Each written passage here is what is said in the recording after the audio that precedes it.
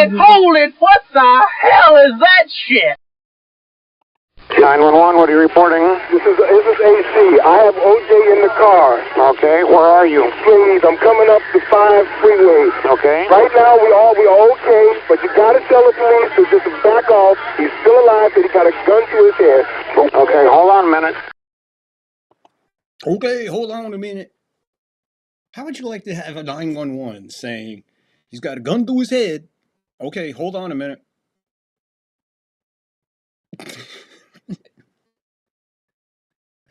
Oh my God. That's why I play that clip. I love that clip. What are you gonna do? Yeah, wow, man. I seen it just before I went on the air. My mind is blown right now. I get it. Been here before with NASCAR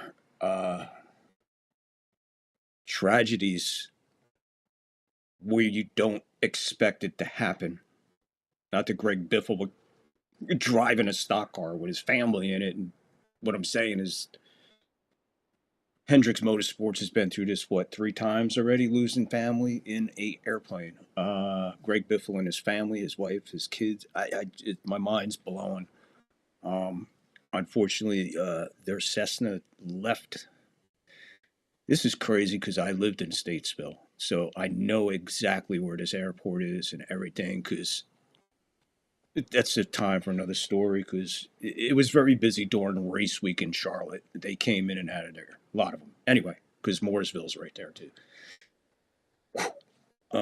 Yeah, not easy right here for me. I was a Biffle fan when, man, he was riding hot, man. Family 16 car. Anyway, not to take it all down or anything, but just wanted to acknowledge,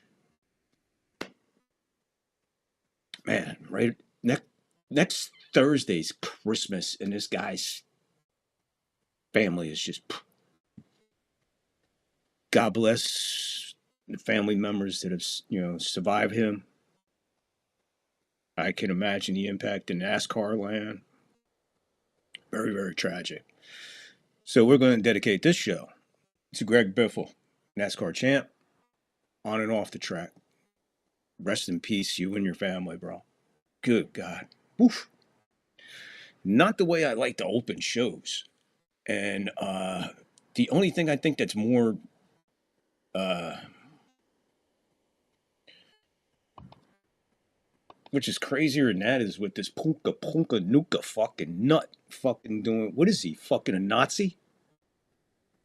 No Devontae Adams tonight. Now I missed, they didn't touch on what I watched other things about Puka. Not good, man. So I don't know what the Rams did here.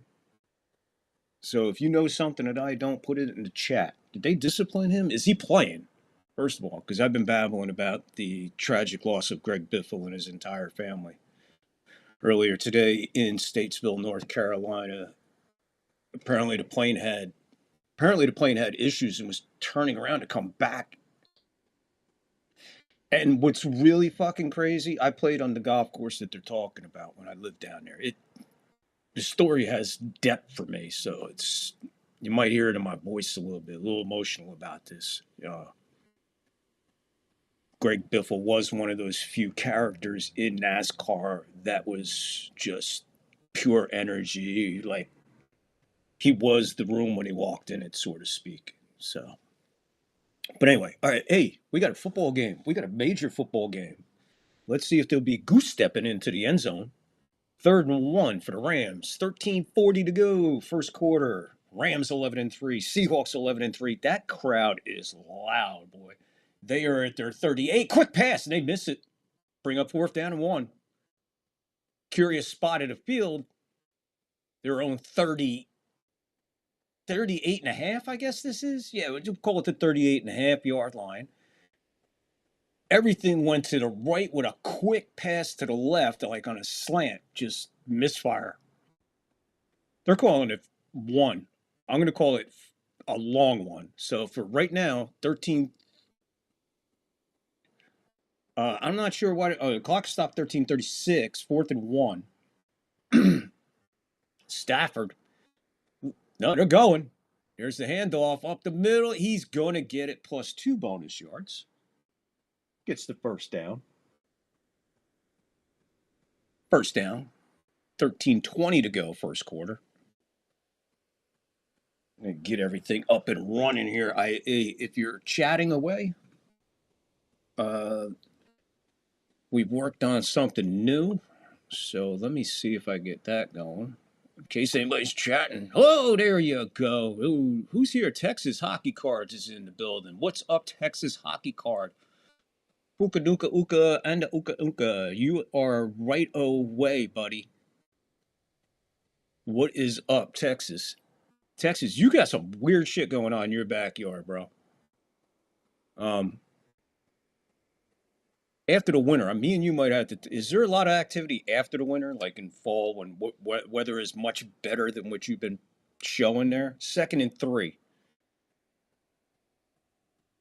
I like to go into that area and check out some of that shit on a nice warm summer night, if you know what I mean. You know, we'll talk. 2nd and 3. He'll get it 4.5 on that. Another first down. Rams moving here. The very stingy Seattle defense giving way a little bit.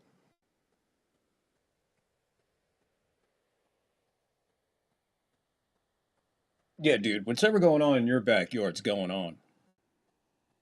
And I think that deserves further investigation. 1st and 10. Stafford steps up. He's going to take off. He's going to slide. Let's see what they're going to mark this. Started to slide at the 45.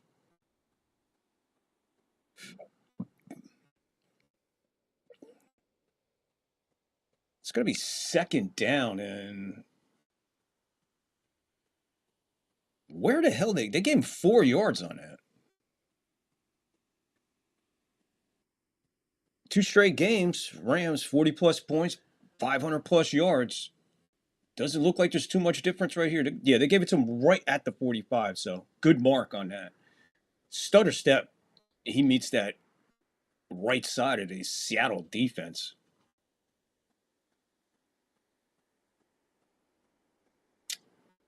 Getting a look at these. Of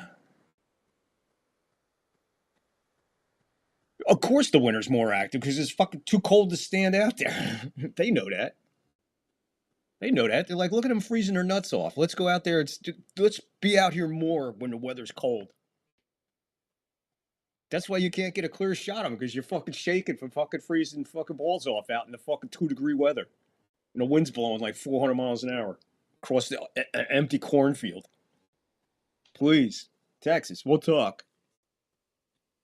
Like I said, back in my day, man, I had more friends over the 6'1", 6'2" mark than any of my friends that I ever grew up with. 4th and inches, they're going to go. This is going to be their second 4th down attempt on this drive, and we're going under 10 minutes now. 5-minute drive, solid here. They are at the 37. They're going to stop him short, ladies and gentlemen, even on the spot. Even if he gives him a right foot spot, it ain't going to be enough. That's going to be a turnover on downs. I'm not sure I like these Seattle helmets, man. They're looking very jettyish. Is that me? You can get a virtual measurement, my friend, but guess what? That shit ain't, that's no first down. 9:41 to go in the first. Looks like Seattle has just stopped the Rams dead at their own. Let's see. Where are they? 30. Nah, no. No, because if you're looking where the ball is when he's already down. You got to back that up to when his shin first hits. That's where the ball is marked. So this virtual fucking, it's short. I tell you, it's short. I seen that from here, and they're going virtual, a foot 3 inches short. You could tell right there, wherever the ball is, right there, not there. not Vire. So big gamble. Big gamble there. You know, it was raining before the game, but it has since stopped. The wind is howling. It's Seattle. Oh man, letting the crowd back into an easy way like that, a stop on fourth down defense. Johnny Basement, hold on, Johnny Basement. Wait a minute. Wait a minute.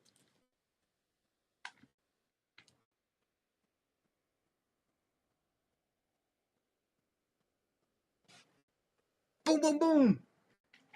My brother. How the? I know you don't like cussing, Johnny. I know you don't. But how the fuck are you, my friend? Oh my God, this is a blessing to have you in here, Johnny. Please, while you're here, please, before I forget, you and your family, please have one blessed holiday season. Stay safe, stay blessed. I hope everything is going beautiful for you and your beautiful family. Your new added family member of the one with the feathers, Johnny. Appreciate you so much for stopping in here. This is unbelievable, friend. Thank you, my friend. Thank you. But yeah, all my heart out to you for holidays and everything. But we get back to it. Johnny Basement in the house. For all of you who may not know, there's my inspiration of why I'm sitting here doing this. That's why I'm sitting here doing this, because of that guy. If I didn't find that guy on that dark night, who the hell knows where I would go? But stumbled upon Johnny Basement. Boom, boom, bub. Oh, I'm just trying to forewarn you that the F bomb might be coming, bro. I have more respect for you than just bounce of mother or something like that. Just you see the bow go over. Yankee Kyle in the house. Yankee Kyle, you see who's here? Mr. Johnny Basement. This is an unbelievable Johnny. You just made my freaking night, bro. Now I feel pressure. But welcome in, Johnny. Hey, hang out as long as you feel, my friend. Really appreciate you. And thank you for all the inspiration. That's why I'm still here. My friend. Yankee Kyle here, Texas Hockey Cards, Johnny Basement in the house. Hey, Johnny, you got here just in time. I'm sure. Are you watching the game? Do you have access to watch this game? I'm not sure, but these Seattle Seahawk uniforms are very Jettyish. No? No? Very Jettyish green? I mean, too much jet green? A little bit far away from the normal Seattle look, no? That's a really bizarre choice of colors for the Seattle Seahawks on their helmets. That looks like a jet coming, and that looks like a jet going away. I know it's not a jet because there was a first down on the play. Only kidding, Johnny. You know I love you, brother. You know I love you, brother.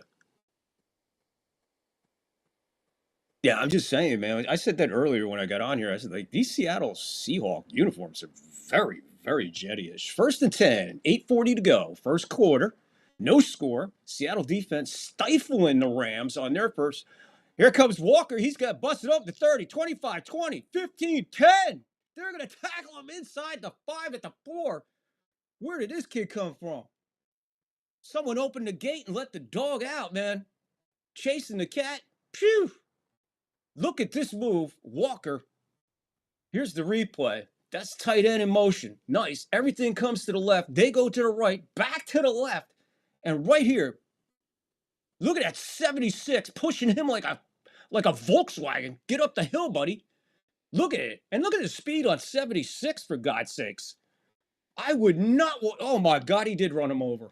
Oh, God. What a play by the Seattle Seahawks. You get this crowd into it, it's going to be a long night. Here's Cup. I don't know, is that a jet sweep? 2nd and goal. 7:40, first quarter, no score. As I was rudely interrupted by Walker's burst down the field. Seattle's defense stands up at their own 38 and a half yard line, takes the Rams and shuts them down as they went for their second fourth down attempt. Kind of like rubbing it in.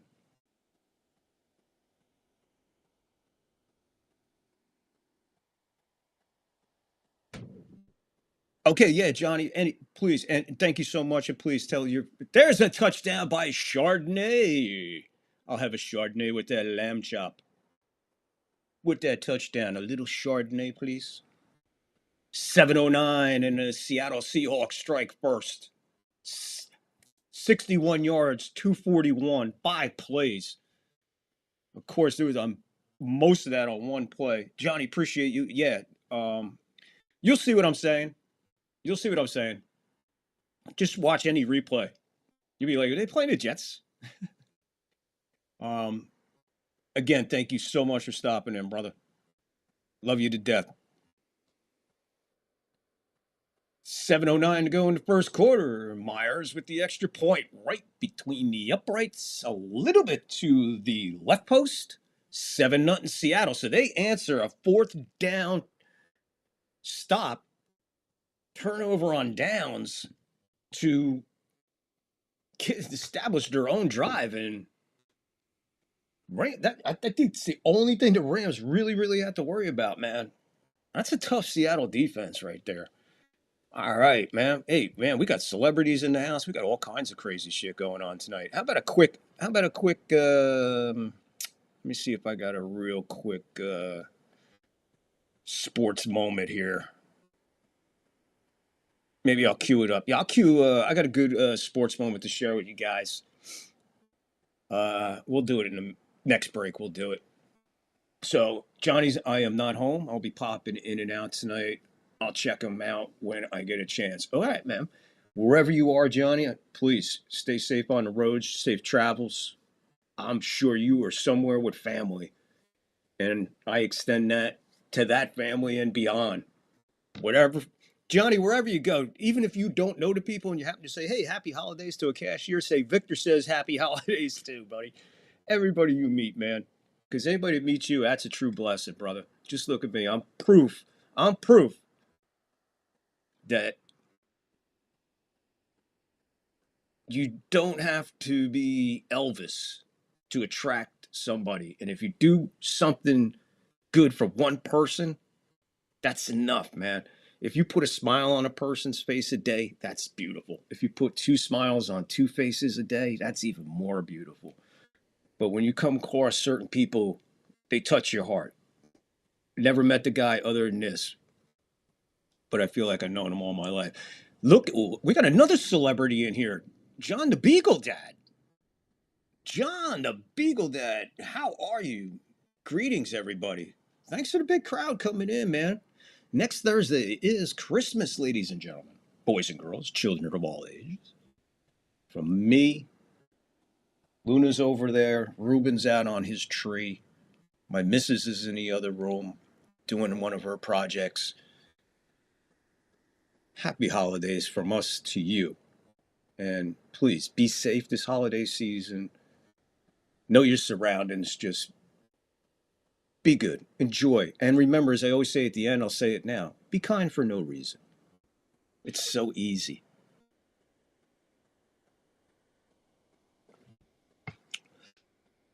Here we go. No rain at the moment, as they say. 7:09 to go. First quarter. Seattle jumps on front. 7-0. This falls into the kick zone or drop zone, like we're in Da Nang. Did it get in the drop zone? Yeah, it's in the drop zone. Okay, Da Nang. I'm in Da Nang. So I'm trying to figure out what happened with Puka Puka Nuka.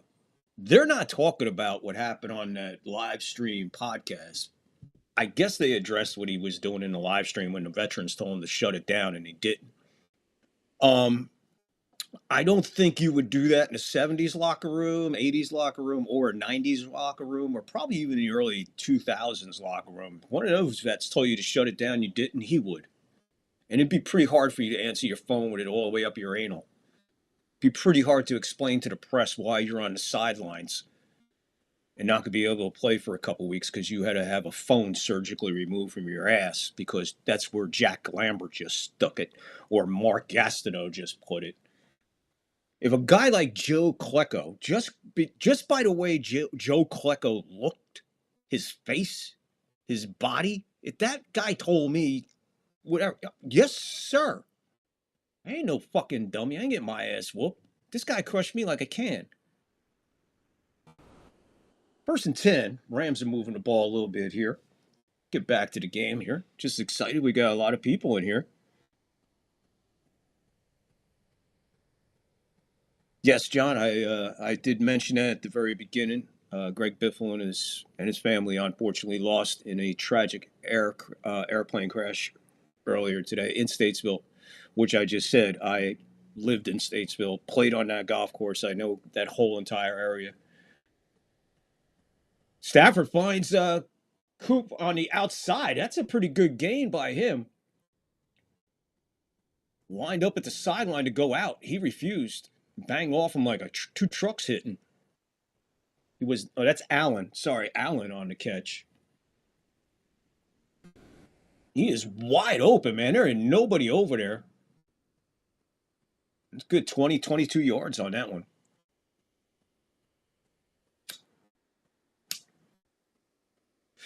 He wasn't even his first choice. He looked over there and said, holy shit, look at this guy's wide open.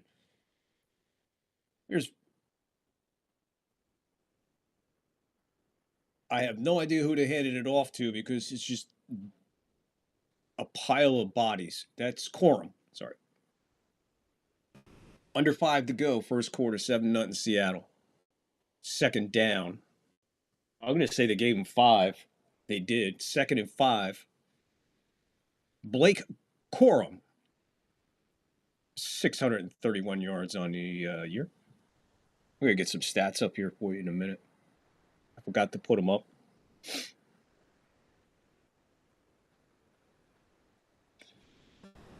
Second and 5. 4:30 to go. Stafford under pressure.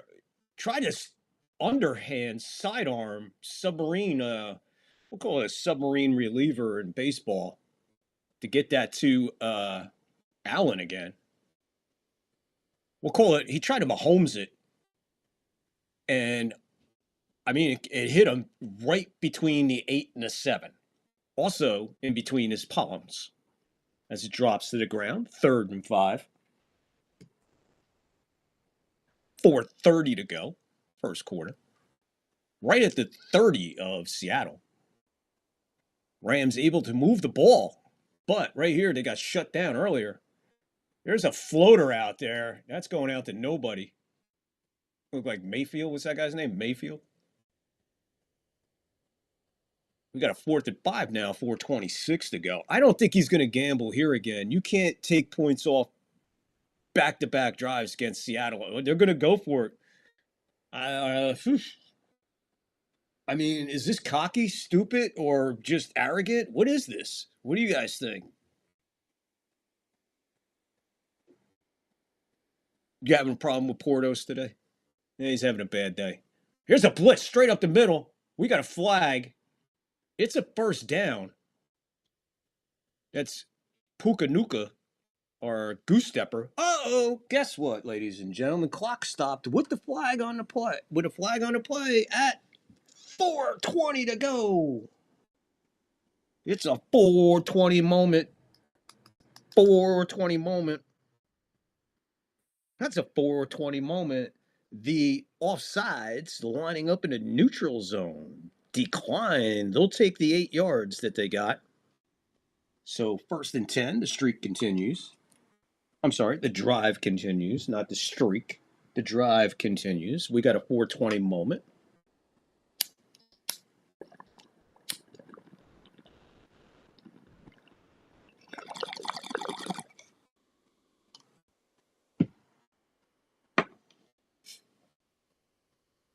First and 10, 4:20 to go, first quarter. 11-3 Rams, 11-3 Seattle. Clock running now.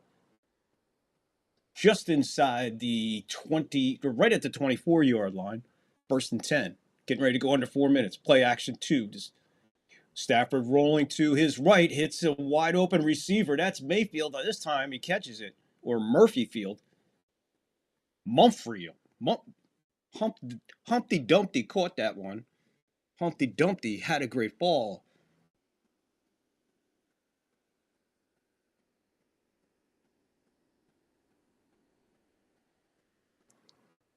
Desiree, how are you?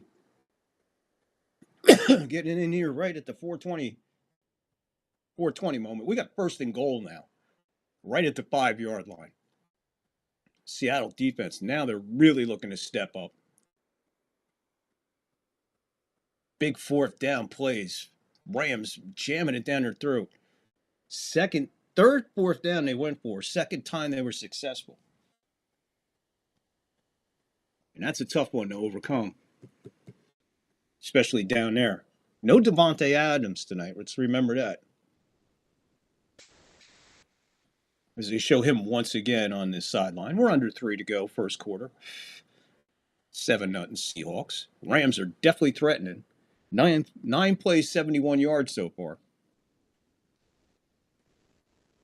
Here's a handoff to the outside. That's Corum. He's going to be stuffed again for a loss.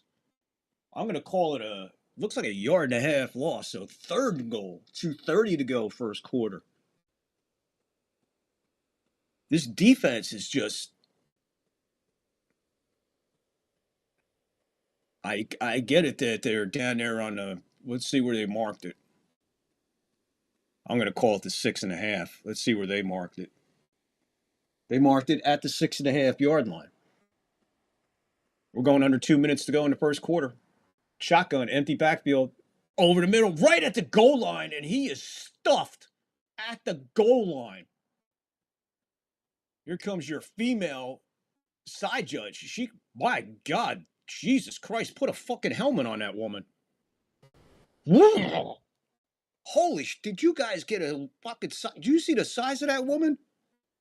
Fourth and goal, 1:54. Clock is stopped. We got a Ram on the field, and unfortunately, the Ram that's down, I believe that's their center. No, it's outside. That's Jackson, number 77. He wears one of those cloth help beanies. He gets nailed. Yeah, he's short. He's going to be at the one. We're going to call it the half-yard line, man. There ain't no other way to call that. And that was Puka Punka Nuka Fuka, the goose stepper. The goose stepper of fucking. I was on a podcast. I didn't know those guys, but yeah, okay. Whatever you say, buddy.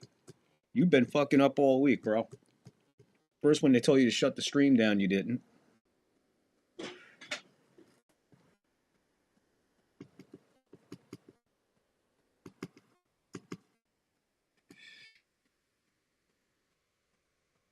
All kinds of craziness. Like I said earlier, man. Imagine Dick Buckus telling you, like, if you're on a phone, payphone after a game, which they did. They had payphones in the locker room, so guys can call their bookies easy. Inside story you're not supposed to know about.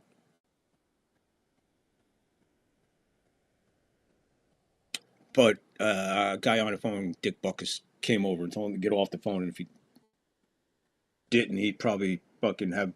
That phone would probably be part of his life for the rest of his life.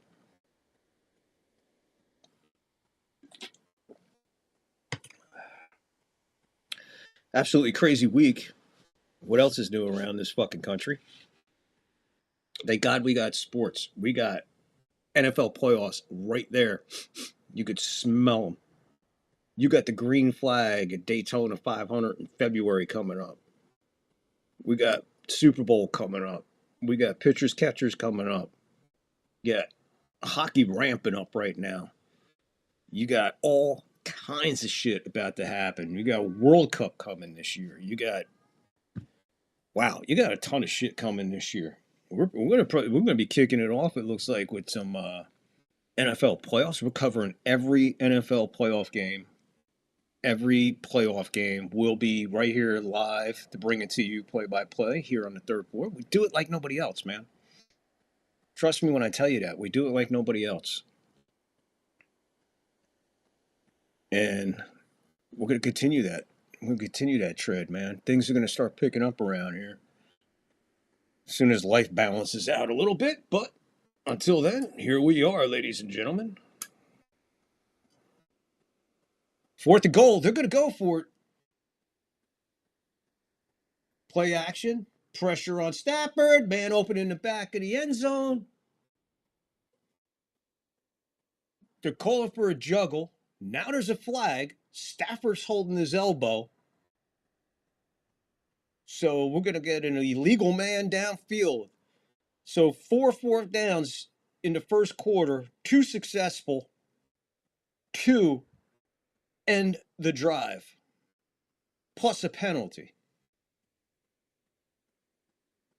So I believe the penalty comes after that. See,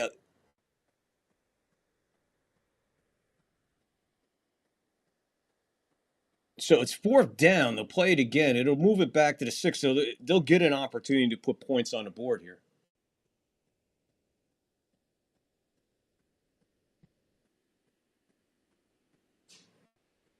.145 to go. 4th and goal from the 6.5 yard line. And yes, looks like a field goal for number 92. I've never in my life ever seen a kicker, especially a place kicker, wearing number 92. And he's bigger than Jaws. He is bigger than Jankowski. Who is this guy? Mevis. That's one of the largest kickers I have ever seen in my life. Where'd they fucking find him at? Where in the world did they find that dude at? Anyway, I promise you a sports moment. Let's do a sports moment. Enjoy the sports moment, guys.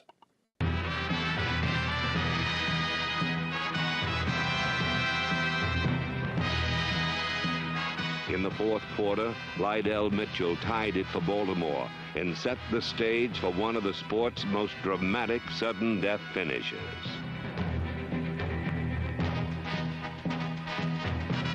As the Chesapeake Bay fog rolled in, the figures on the field took on the guise of ghostly apparitions.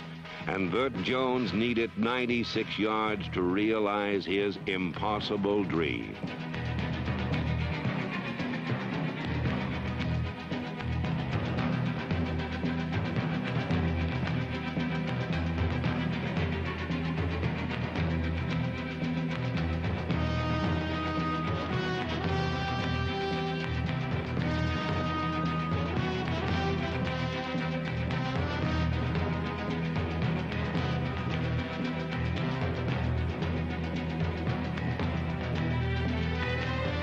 The impossible dream had suddenly become reality for the Baltimore Colts, and an unforgettable nightmare for the Miami Dolphins.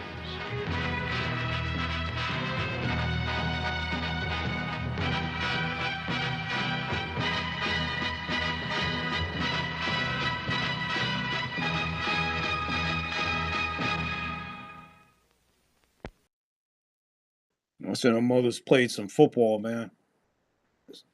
Hope you enjoyed that sports moment. We got the Angus clip coming up. We got halftime coming up. Plenty of action coming up. Here is Chardonnay. He's up for 8. He is a prime wine. Chardonnay. Big block there by Barnard to help open the hole up that middle. Give him 9. Give him 9.5 maybe. 2nd and 1. Getting ready to go under a minute to go in the first. Barnard drops this one as the pass is just a touch behind him. Bring up a 3rd and 1. 1:08 to go. Thank you, Texas Hockey Card, for the plug. Sharing it. I appreciate you, Texas. Appreciate you. Texas doing the share, man. Appreciate you.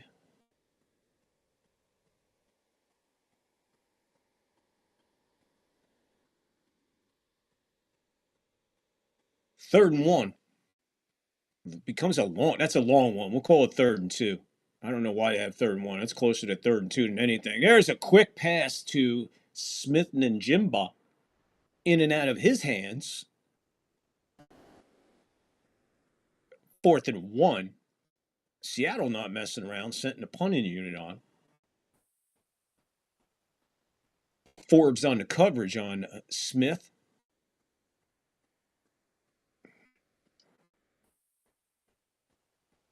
Good pass by Darnold.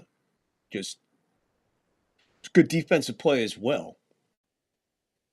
So here we go. The punt team is on. Seattle goes nowhere on that drive. Good punt. Waving for a fair catch. We'll call it at the 12.5-yard line of the Rams. That's where they'll get the ball with 58 seconds to go in the first quarter. Seattle 7. Rams 3. 4-point lead. As we get ready to head into the second quarter, we have at least, I guess, at least 2 more plays before the quarter changes. So the Seattle defense will have a chance to possibly get the ball back real quick for the offense here. We'll see how it plays out. That's for damn sure. In the meantime, how's everybody doing out there? Thank you for tuning in tonight, man. Appreciate you, as always, as we do here on the third floor. We like to bring you play-by-play like nobody else does, doing it like nobody else does, and I think we have accomplished that. Great community here in the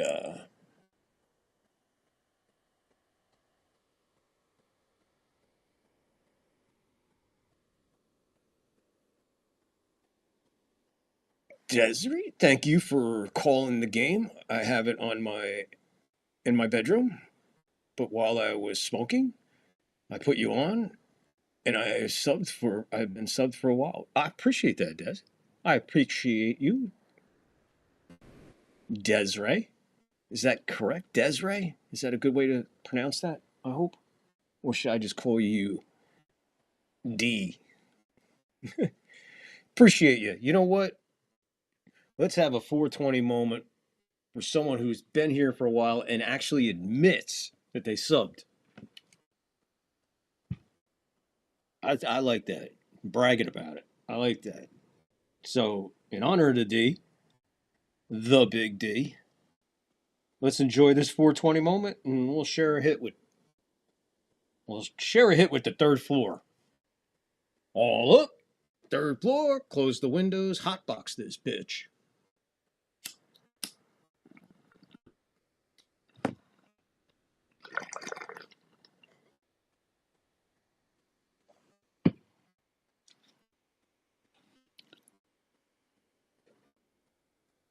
Have a hit, folks. It's the holidays.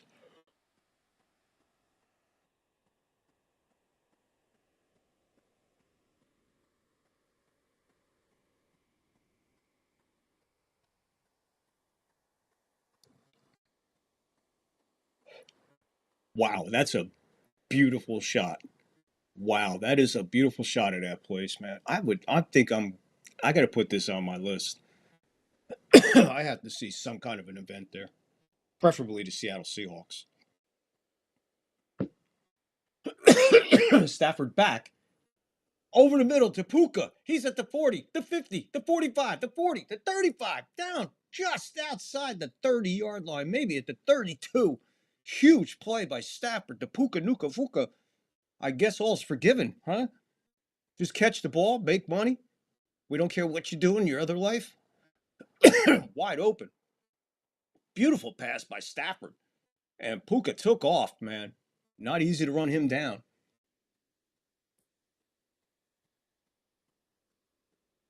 Desiree. Cool. Gotcha, Desiree. I used to work with a girl named Desiree. She was my little sweetheart. She was my first work wife, Desiree. Man, she was awesome.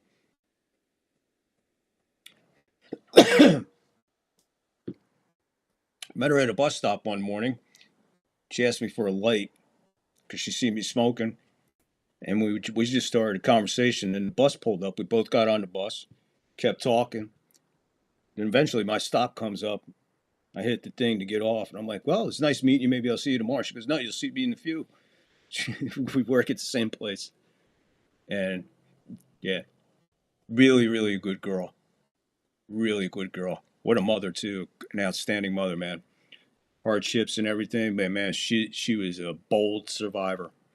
One of the more stronger women I've met along the path of my life. So anyway, Desiree, appreciate it. I am in Berkeley, California, and the weather for the last 20 days, cold. I've been waking up I wake up about 5, sometimes 4 in the morning.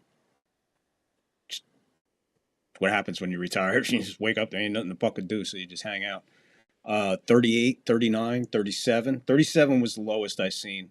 And for the last 20 days, the highest it's been was 61. And a lot of rain in there. A lot of rain in and out because this is our winter. In another week, like next week, it'll probably be in the high 60s. And the night temperature maybe drop to the mid 40s.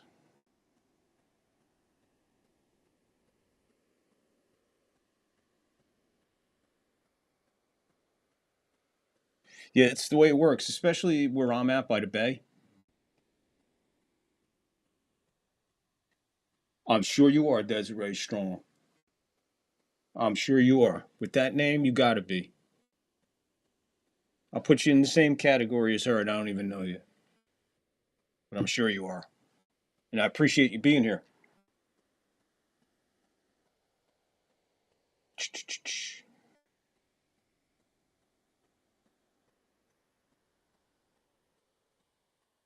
So, all right, just checking everything out. Remember, 2-minute warning. We have what we call the Angus clip. So stay tuned for the 2-minute warning, the Angus clip. Also, halftime. We present you with some old school football highlights for halftime. Tonight's halftime clip. You're going to really, really love this halftime clip tonight, folks. So hang in there. Tonight's halftime clip is 6 minutes and 14 seconds of pure NFL. It's like that time in a church when they open the gospel, get ready to read. That's what it is at halftime. We open up the gospel of NFL from the fast. Make sure everybody remembers how we got here. Overthrows Puka Puka Puka, 3rd and 8. Once again, Seattle's defense, it gave up the big play on the last drive, shut it down, gave up 3. This one gave up a big play. Since then, shut it down, 3rd and long. So a couple plays are only separating us from being a knockout dragout to it looks like we got ourselves a little bit of a defensive battle, and here comes the rain. Open over the middle. And that's Whittington, big tight end. He's going to get the first down. Plus, he comes up John, 1st and 10.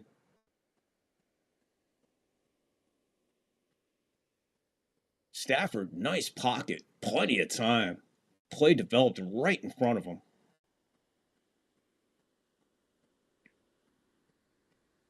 That's a big play on a 3rd and long right there. Angus, how are you? What's up, Angus? Speaking of the 2-minute warning clip, Angus shows up. The Angus clip.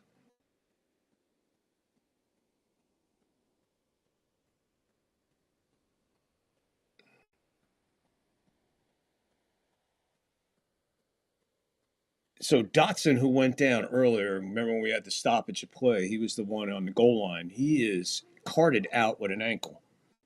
Doubtful for his return. 2nd and 5, 13:40 to go. 2nd quarter. First half. 7-3. Seattle on top. Rams snapping this one at call it the 8. stutter step. He'll be brought down short of the first down by at least a yard, yard and a half, depending on where they spot it after they just kicked the ball away. 3rd and 2 or a third very long. Third and 2 they'll call it, so it's, I'll call it a little bit more closer to a yard and a half. Let's see what the Seattle defense has for them again, down close to their own goal line. Man in motion, play action, right at his feet, and he bounces it to him. It wouldn't have been a first down if he caught it. There was too many Seattle defenders right there waiting and chomping their lips. Pressure came on Stafford, and he just nailed it to the ankles of the receiver in front of him. 4th and 2, and like I said, it's more like a 4th and 1.5, maybe 1 3/4. Either way, they're going for it. So let's call it 4th and 2 just for sake of argument. They'll need a full 2. We'll put it to you that way. Seattle defense, no hard count looking. Looks like they're going to run something. No, it looks like they're going to back off and try to hard count. Doesn't work. Play clock goes down. There's the flag. Back them up 5. Here comes the field goal unit. Interesting strategy there. I don't know if you're going to draw off Seattle in Seattle. You'd have to be pretty damn good to do that.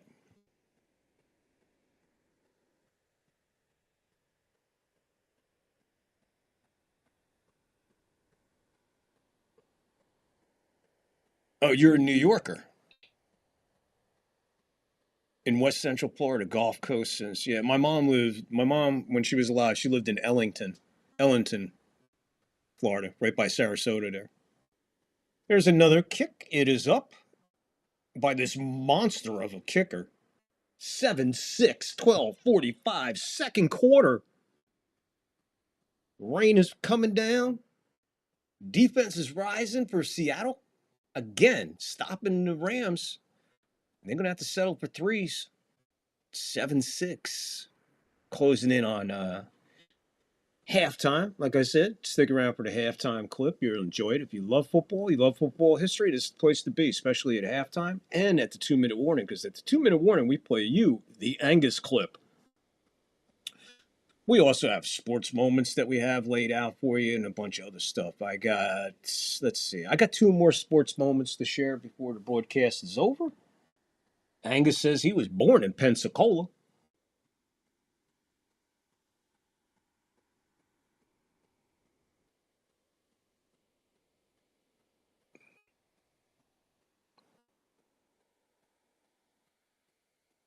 Pensacola. I don't know. Something about Pensacola just, I don't know, just sounds weird.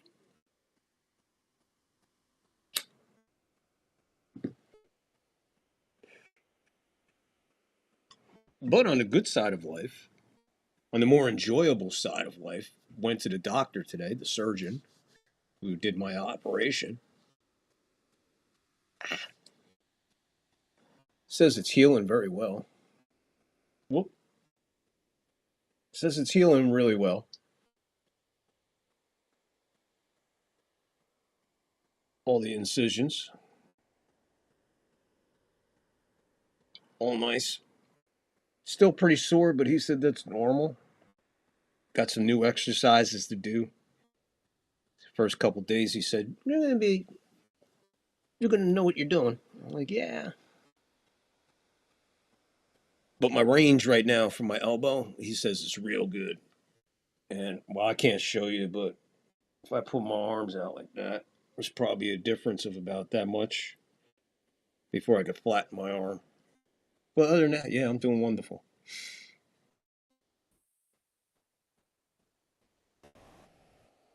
Yeah, Desiree, we met on the strike zone. Desiree, we met on the strike zone.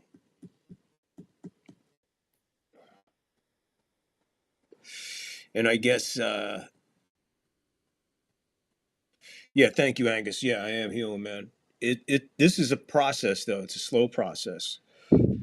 Now, in defense of my doc, I did quit smoking and all that, and I have gone back because of stress levels and shit. I need just a little. I don't smoke anywhere I used to. I mean, this pack will last me probably all week. But I was doing probably really good in the healing process. But when you start smoking, it does tend to affect the healing process. So I'm my own worst enemy. So the less I smoke, the quicker I'll get this done. So that's why I smoke sporadically now. Flag on the play. We have a false start on the Rams as they start this drive at 12:45 to go in the second quarter in the first half. It'll be a 1st and 15. Bradford with the false start. Like this cigarette's been lit like 3 times, I think.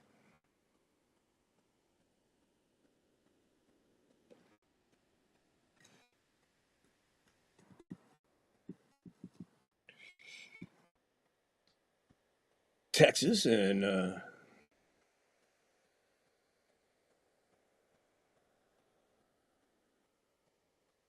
there's a pressure up the middle. They're going to bring him down. Darnold is down. Let's see if he gained anything, or is that going to go down as a sack? Second down. It was 1st and 15.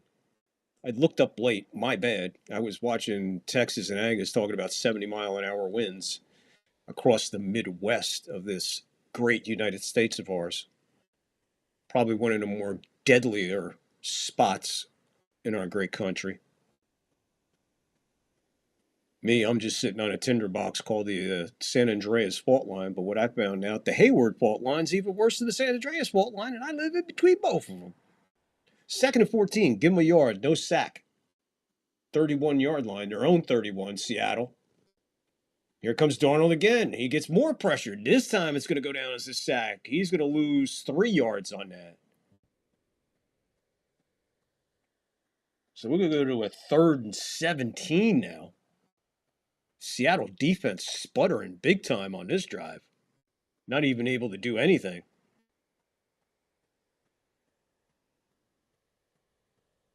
Yeah, that's right. Yeah, I'm like 3-4 times sometimes.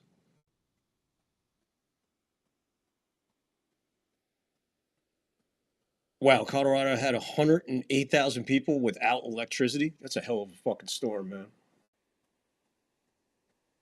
This one's out to Walker. He's going to stutter his way all the way to the sideline after gaining maybe 6, 7. Takes a chunk out of the 3rd and forever, bringing up 4th down. Seattle fans letting them know as we dip under 11 to go in the second quarter, first half.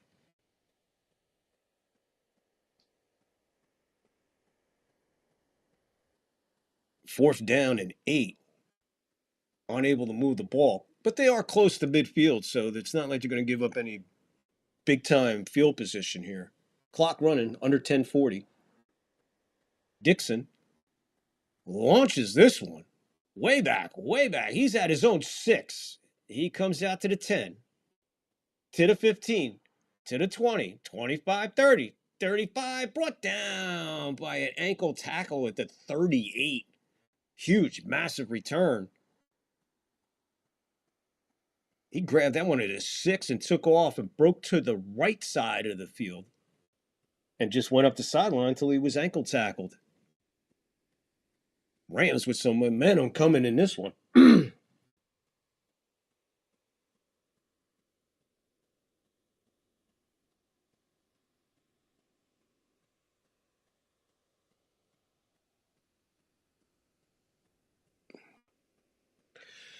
What do we got here? Oh, hold on. I gotta catch up with all this. We had some wind in Texas. Texas said he had 70-mile-an-hour winds. Angus says we had some wind.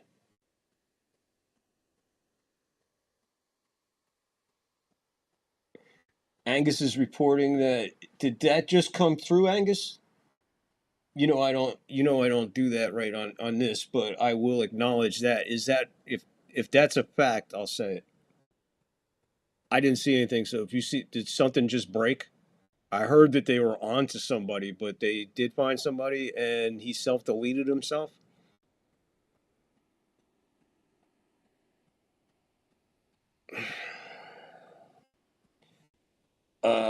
Okay, so apparently the guy who shot up Brown University took himself out. Good for him. At least he didn't miss. I agree, Texas. Rodney from the strike zone is in Washington getting slammed. And last week, and from what I saw, it's headed south towards Cali. Stay safe. I appreciate that, Desiree. Yeah, that's what's coming in between now and our 60-degree weather. That's what brings our 60-degree weather here somehow. We get slammed with an absolute, sometimes they refer to it as a atmospheric river. So basically they say, think about a river, take it out of the bed that it sits in, take it up about, I don't know, about 65, 70,000 feet, 75,000 feet, and just let it drop as it travels through a jet stream. Pretty fucking intense. I still think a nor'easter is more dangerous. I still think a nor'easter is probably one of the most dangerous storms on the planet. Is this Corum? Again, he gets up 9, man. Another big run for Corum. Handoff up the middle, right up the gut for 9. Rams start this drive looking pretty impressive. 9 on the first play. Yeah, save us some money. My sister's supposed to fly to Denver Christmas Day. I have a feeling she'll be sleeping at the airport. I feel bad for your sisters, Desiree. Maybe not go to Colorado for Christmas. Maybe leave now. Just came through now via Fox News. Okay, got you, Angus. I appreciate you, man, for letting us know that piece of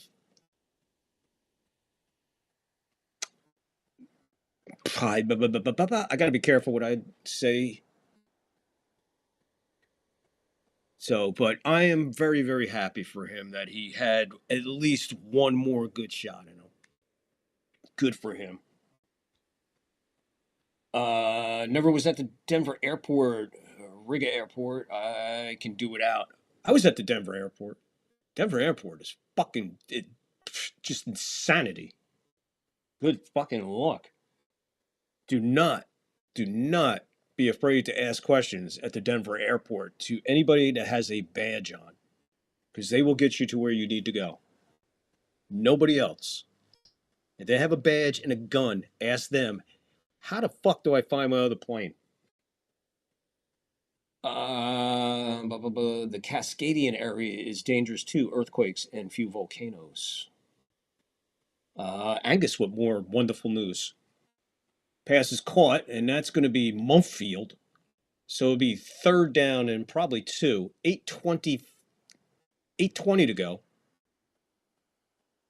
Second quarter, first half. Yeah, it's fucking weird, dude. What they say about the Denver airport is 1,000% authentic. It's something weird about it, and I believe that's because it's built on dead Indians. 3rd and 2. Shotgun, 1 in the backfield with him, 2 to the top. Inside handoff, he's up the middle. Again, Corman just takes it up the gut. He'll get a bonus 3 yards after the first down. 1st and 10, 7:40 and clicking. Second quarter, first half. Rams on the move again. Trying to get in the end zone and not settle for 3. Seattle defense has been okay, and then just not there almost. I think it's the freaking helmets they're wearing. They look like the Jets.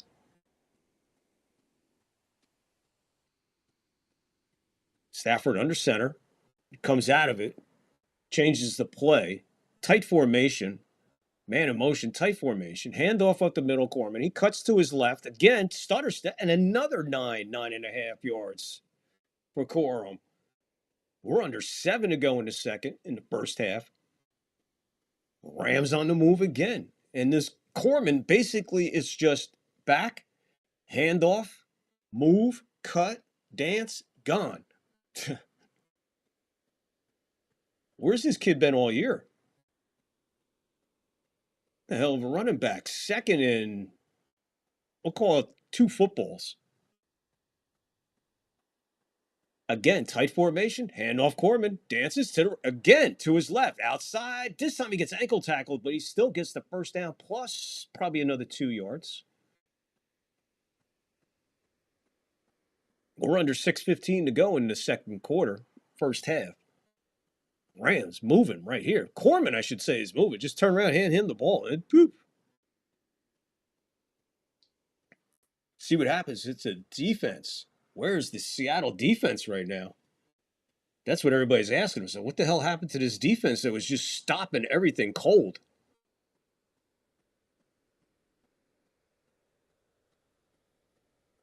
Shotgun, back, under pressure. This one's out to Williams. He's going to catch it right at the 20. So that's going to bring down 2nd and 5. Under 5.5 to go in the second quarter, first half. I'm going to tell you, Angus, I do not like flying, bro. Bro, me and flying never agreed. And after 9/11, me and flying really didn't agree. And I've been in the air since then. But as much as last April, this coming May, pass over the middle, wide open, hits his target right at the 9.5.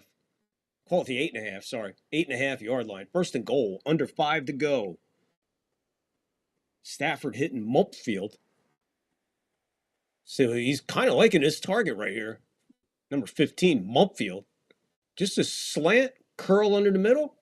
Boom. Pass there. 3 guys converge finally.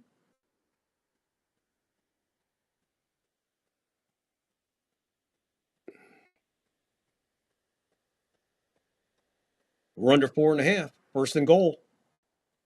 Call it the 8.5. This is off to Williams. Williams duplicates what Corman's been doing. Handoff, go up the middle for, it looks like maybe 6 yards there. See where they mark this. 2nd and goal. Getting ready to go under 4 minutes to go in the second quarter, first half. So anyway, Angus, yeah, airports, I'm going to tell you something. Under 4 to go, right after this play. 2nd and goal.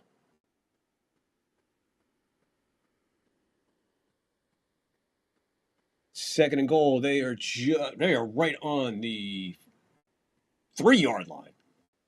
Staff back, pass, touchdown, Ferguson. Finds his rookie, Terrence Ferguson. 11 plays, 62 yards, 641 on the drive. Ferguson out of Oregon, rookie year. Play action wasn't all that to Williams. Quick pass to the sideline with nobody there. Wide open, right at the goal line. 1 step, touchdown city. Let's see what the Rams do here. It is 12-7 at the moment. They're going to go for the extra point. No attempt at 2 here. This guy who's kicking looks like he's swallowed Connecticut, puts it through for the extra point. 13-7, Rams take the lead. Close it in on halftime. You think about how big those stops were earlier for Seattle on those 4th downs. The 4th down at the goal line, the 4th down at the 38-yard line or 37-yard line. Ending that drive. Only to able to answer one of those stops with their own touchdown, and that leaves us at 13-7. Rams find the end zone. Airports. Again, not a fan. Not a fucking fan. But I have to give kudos where kudos is due. And I don't know the name of the airport in Utah, right there at Salt Lake City. I don't know, Salt Lake City, Utah airport? I don't know. Utah International? I don't know. I flew in there, and that airport was beyond description. What an amazing backdrop for an airport. What an amazing landing. What an amazing takeoff. Well, I didn't take off. I shouldn't say that. I'm sure the takeoff was just as exciting as the landing, but my God, that airport in Utah, yeah, I give that 5 stars. Right behind it, you know what? As crazy as it is, and as insane as it sounds, the Las Vegas airport, McCarran, is very easy, very accessible, very quick in and out. They got that fucking airport to a absolute, like a Swiss clock, man. Just like a Swiss watch, man. Runs perfectly. They got to. They cannot stop that wheel from rolling. The one in and the one out. But yeah, if I had to rate an airport, yeah, Utah would be number 1 for sure for me. I've been to Newark 1,000 times. Newark's all right. It's easy in and out, but it's just getting and leaving the airport. It's not the airport. It's the fucking getting to the airport and leaving the airport. O'Hara was nice. Dallas was super cool too. Dallas was really cool. Now, I was only in that one terminal, of course. I got off a plane. I had to wait for another one. My gate was literally the next gate over. But I had close to 3 hours in Dallas, which I spent in a hamburger joint in the airport right there. I forget the name of it. Beautiful place, man. Just showered with all cowboys, man. The old cowboys, man. Bob Lillies and stuff like that, bro. Back to the day. Dorset and shit like that. Too tall.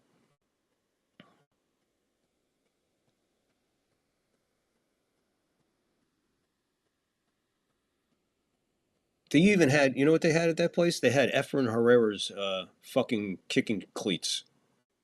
1st and 10, 3:43 to go. Second quarter in the first half. 13-7. Rams find their way on top. Working hard to get on top right now, man. Like trying to get on your prom date hard on top. Here's Chardonnay, and Chardonnay is going to get clammed at the line. No Chardonnay with that dish. Rams say negative. You want us? Bring a Burgundy.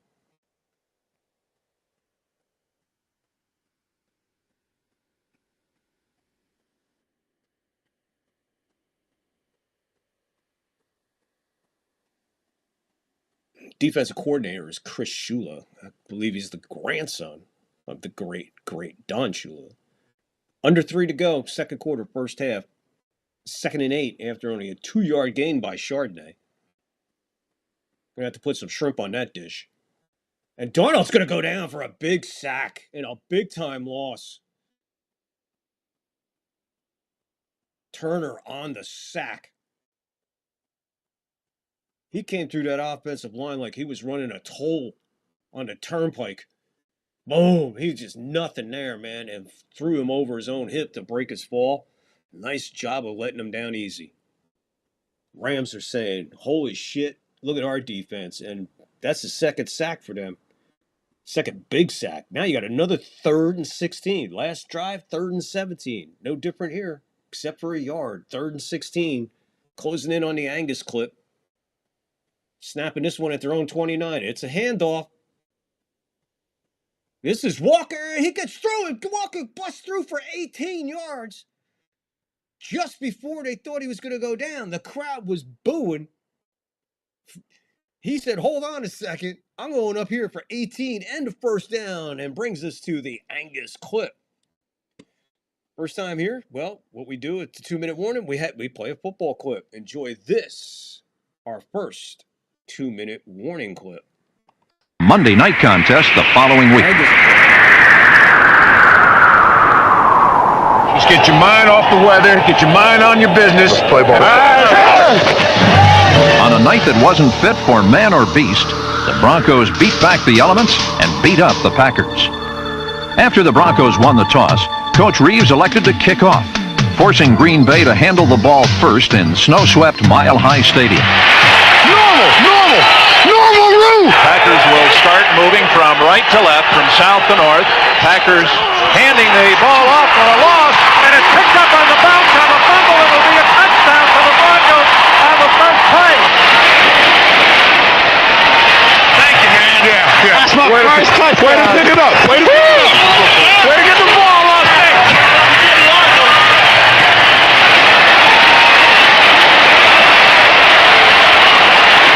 Time the handoff is to Clark, and he drives to the right side across the 25, out near the 28, another fumble. This one's picked up on the far side and returned by Louis Wright.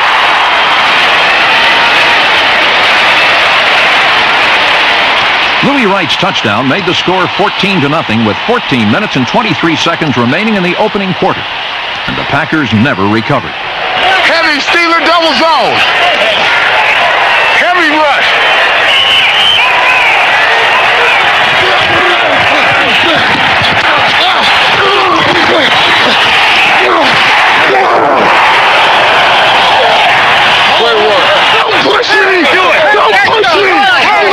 As the emotional leader of Denver's opportunistic defense, Tom Jackson was named by his teammates as the Broncos' most inspirational player for the 4th consecutive year.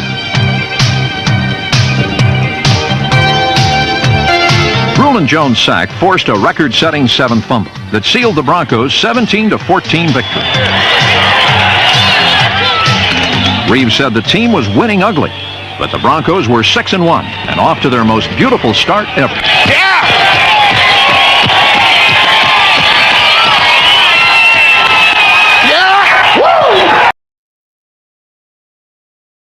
Boom!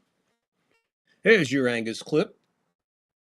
Now, next up, your halftime clip. Remember, if you like these highlights that I show you, man, you guys stick around for halftime. So there you go. 2 minutes to go in the half. 1st and 10 at their own 46-yard line. Handoff. This is Walker. Walker busts to the outside. He gets to the 50, to the 49. Breaks on to the Rams side of the 50. Did not get out of bounds. Clock continues to run. Both teams full complements of timeouts. Njigba, no catches tonight. Let's call him Smith Njigba so I don't slip and say something. Jackson Smith, we'll call him. 1 target tonight, dropped it in and out of his hands. That's been it. 2nd and 5 from the 48.5. Here's Walker, bust up. He's going to get a first down, I believe, if they mark it. See where foot they come in. They're going to mark him short. It can be a left foot mark by this line judge, I believe. They're going quick. Donald takes it forward for the quarterback sneak. Move the sticks. He gets the yard they needed, plus a little bit more. There's a timeout. I believe Seattle called the timeout. Let's check on that. There's 1:06 left.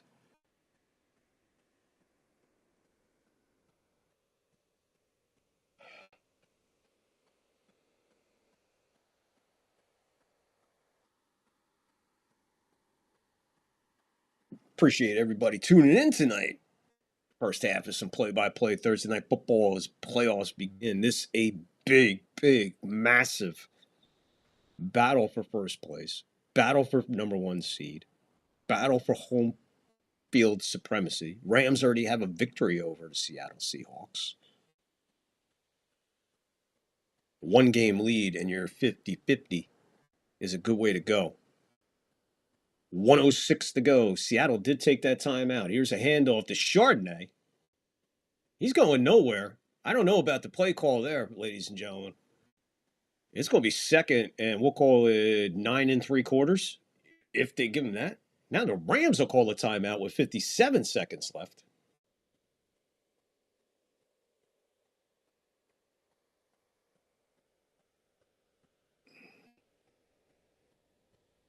So both teams exchanging timeouts here. 2nd down, and we'll call it 10. I don't believe they gave him any kind of progression on that. Darnold 3 for 5 for 55 yards. Walker 5 rushes, 35 yards. Chardonnay 4 rushes, 16 yards and a touchdown. 58 seconds to go. Second put back on the clock. Play clock reset for 25. Waiting on officials here. No idea what's going on. They call back in the huddle. Okay, here they come. 15 on the play clock, 58 on the game clock. Shotgun, empty backfield. Donald flushed out of the pocket, and he's going to have to run to the sideline. We got a flag. He is pushed out of bounds on the Rams side. Flag is out with 51 seconds to go. I didn't see nothing but Rams in the area where the flag was thrown. Here's the call. Maybe. Holding. Defense.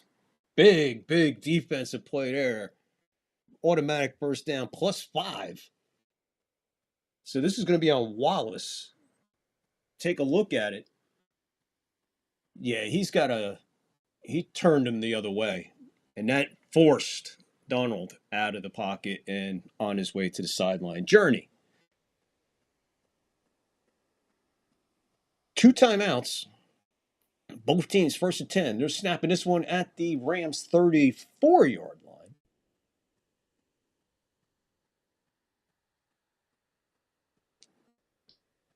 Play action. Pass over the middle. He's got him wide open. He fumbles and it's heading towards the end zone. It is recovered by the Rams. They're going to mark this one at the 1-yard line of the Rams. Let's see where they mark it. He recovered it at about the 1.5 and then rolled into the end zone. Let's see where we're going to mark this. He hits Kupp. Kupp is absolutely open. Takes a massive hit from Curl, and the ball took off like a BB. Wow. Right on the ball with the helmet. Ball takes off. And it looks like Durant with the recovery. The helmet went right on the elbow and football right at the crease of both. Textbook hit. I'm waiting to see where they mark this. It's either going to be at the half-yard line or it's going to be at the 20. 43 seconds to go. 12 fumbles this year for Seattle, most in the NFL, as they're stating now. Not the time to turn the ball over, especially when you're looking to maybe even just get 3 because you're getting the ball.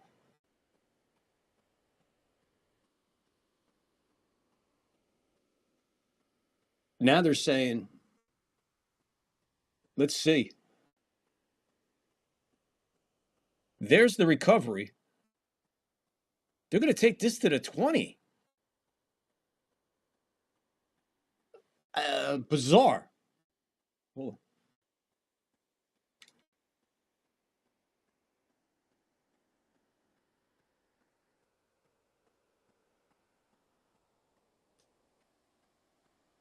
they're saying complete control wasn't obtained by him until he broke the plane.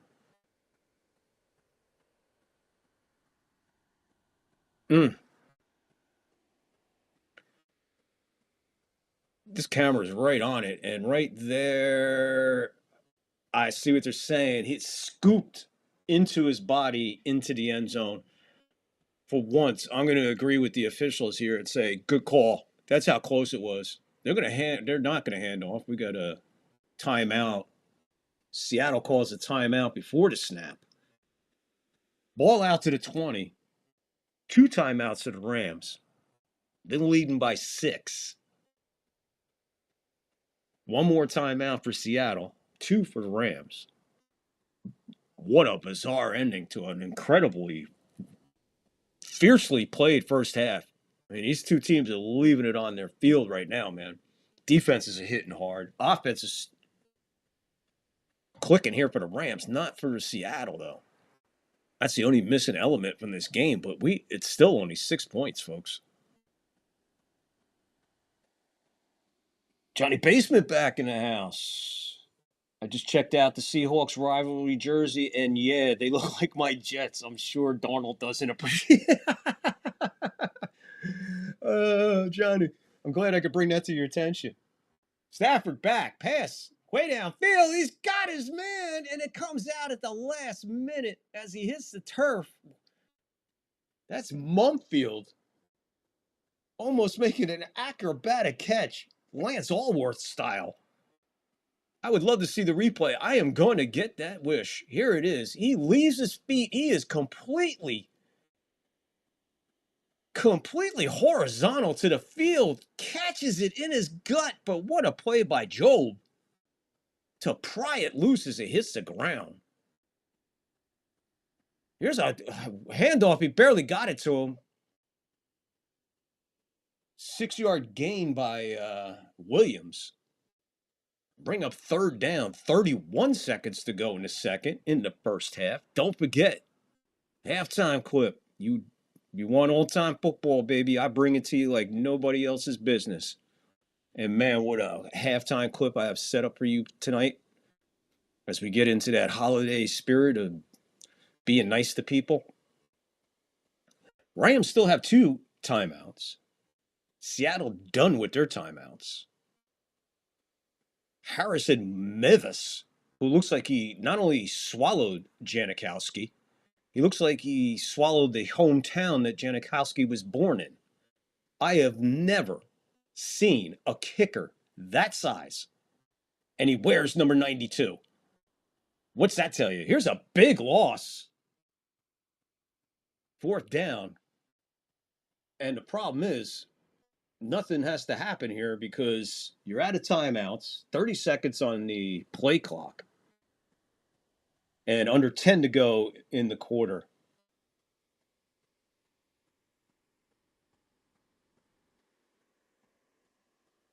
That's awesome, Angus. That's awesome. And Angus, I just was talking about Salt Lake Airport. I just gave it the best rating out of all the airports I've ever been to, and I've been to a few.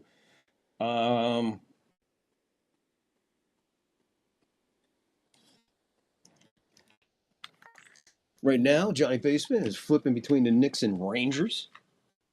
I am so happy that Johnny has something other than those Jets.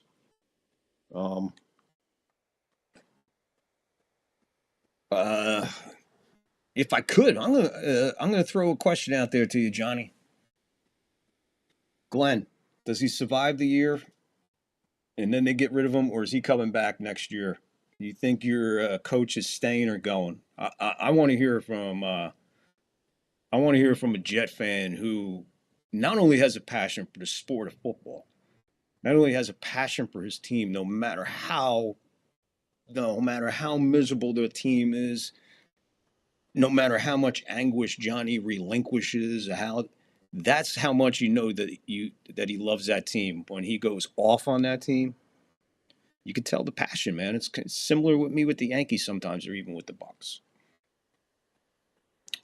Thank you, Johnny. I appreciate that. Great play-by-play. I appreciate that from you. So, just curious. Glenn, does he survive or does he not survive? In the meantime, I'll be paying attention to the comments. I'm going to go grab something to drink real quick. But in the meantime, folks, like I said, here on the third floor, we bring it to you like nobody else brings you any kind of play-by-play. We try to bring it back to the nostalgia, the history. I try to keep everything from the history days, the broadcast, the announcers, the music, the highlights, the slow motion was just so different back then. And I have set you up for a halftime. Again, halftime clip tonight is 6 minutes and 14 seconds. Enjoy this walk down NFL history, memory lane, whatever you want to call it. Halftime, folks. Enjoy it. It's up to the Giant offense to beat the Browns in the season finale in the stadium. A tie won't do. But before we move into the game highlights, let's get a good close-up look at the Giant star-studded offensive platoon. At ends, offensive captain Kyle Rote and Bob Schnelker. At the tackles, All-League Rosie Brown discusses strategy with running mate Jack Stroud. Al Berry on the left and Bob Mishak form a duo of outstanding guards. At the center position, the reliable Mr. Ray Waiteka. In the backfield, Mel Triplett does his bulldozing from the fullback spot. Alex Webster at left and Frank Gifford make up the outstanding halfback combo in the league. 11-year veteran Chuck Connolly does the quarterbacking and must be rated as an all-time great. And when those three-pointers are needed, Jim Lee Howell calls on the able toe of Pat Summerall. Following the kickoff in bitter cold with snow threatening, the Giants are stopped and Chandler punts.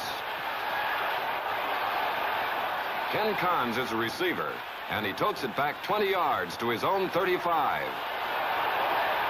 There's a killer coming up. With McCormick and Groza clearing the way, Jimmy Brown explodes through the center of the line. Outracing 4 Giant defenders, Brown blazes 65 yards to put Cleveland in front, 7-0. Second period now. Huff knifes through and forces Lou Carpenter to fumble. Jim Cabbage recovers, and it's Giant ball on Cleveland's 39. The Browns' defense is rugged. Triplett can't find a hole. Failing to pick up a first down, Summerall tries a field goal from the 46. It's good. Giants 3, Browns 7. Milt Plum back to pass. Speed boy Ray Renfro roars past the defense for 51 yards. Patton makes a terrific save. On fourth down, Groza clicks for 3 points from 22 yards out, and the Browns lead at halftime 10-3. In the third period, Cleveland controls the ball on wedge plays by Brown. He's a tough man to stop on that hard frozen field. Brown thunders for 148 yards in the game as the clock races, and the Giants become desperate.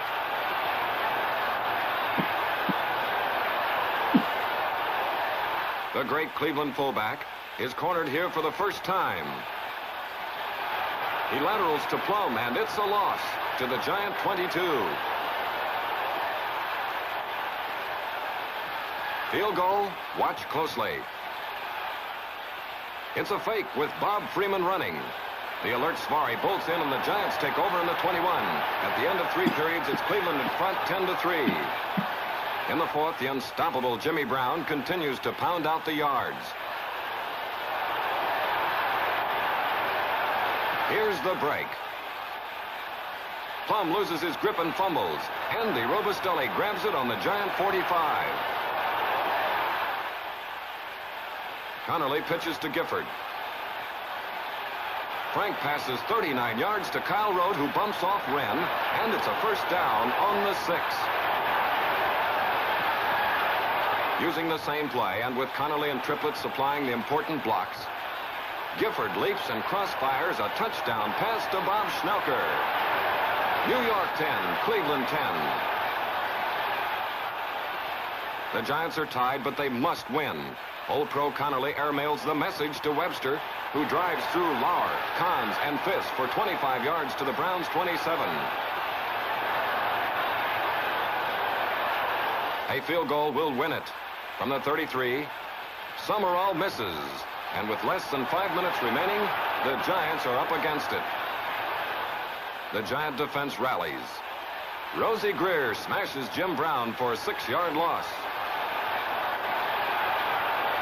On fourth down, Deshane punts from the 22. It's off the side of his foot and out of bounds on the 44. Last chance for the Giants. With third down coming up, Connolly tries for the TD. Webster has Lauer beat, but Alex can't find the handle. It's fourth down and only one thing to do. It's cold, it's dark, it's wet, and the ball is 49 yards out. Summerall kicks. It's good. The season's longest field goal. Even Connolly is excited. The Giants pummel Summerall. The crowd is wild with excitement. The longest kind of a long shot has paid off. The Giants and Browns are tied for the Eastern title. There must be a playoff. But the Giants must hold that lead. With 1:59 seconds left on the clock, Chandler kicks off. Jimmy Brown receives, and he rolls 35 yards before he's hauled down on the Cleveland 44. Milt Plum rifles to Darrell Brewster for 12 yards and a first down on the Giant 44. A field goal looms. Milt Plum fades to pass. Andy Robustelli drives in and sinks plumb for a loss of 17 yards. That was the saving play. Groza tries a forlorn kick from 55 yards out. No good.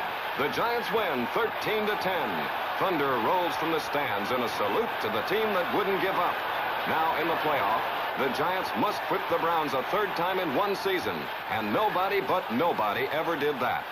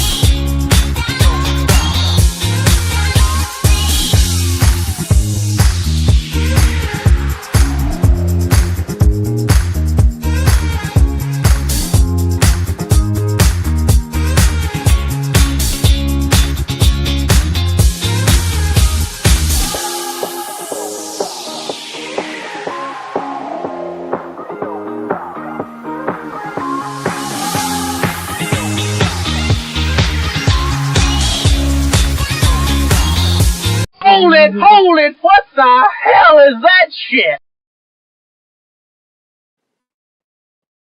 Have a cocktail. No, I don't care for any. I said have a cocktail. I guess he wants us to have a cocktail. My name is Pussy Galore. I must be dreaming. 911, what are you reporting? This is AC. I have OJ in the car. Okay, where are you? Please, I'm coming up the 5 freeway. Okay. Right now, we are okay, but you gotta tell the police to just back off. He's still alive, but he got a gun to his head. Okay, hold on a minute. Waiter, will you serve the nuts? I mean, will you serve the guests the nuts?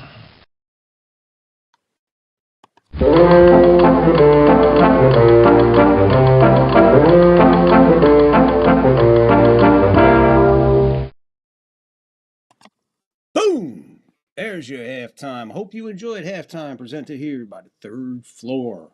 Bringing it to you like nobody else. We'll walk down there, Cleveland Browns, New York Giants. Huh? How about that, man? How about that list of names on that one, man? What a list of who's who in football back then. Anyway, Greg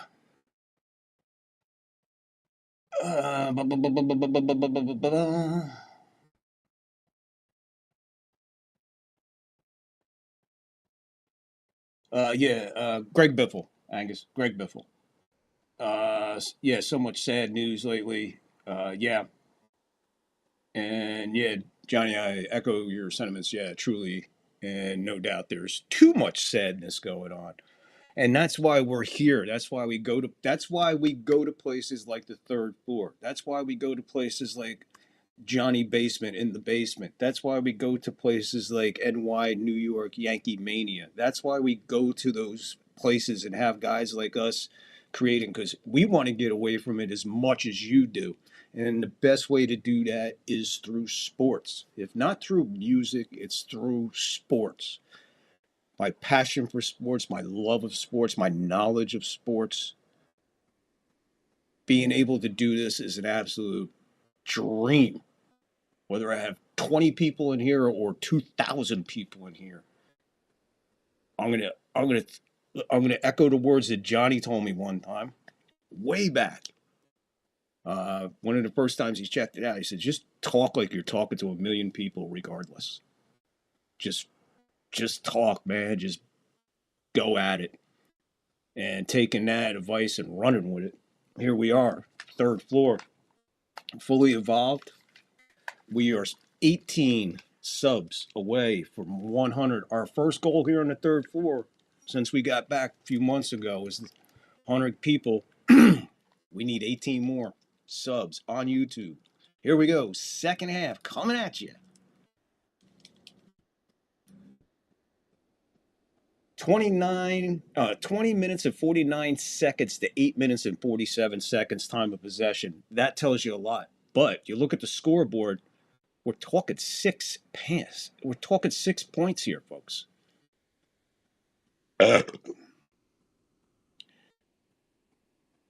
So here we go. It's second half kickoff.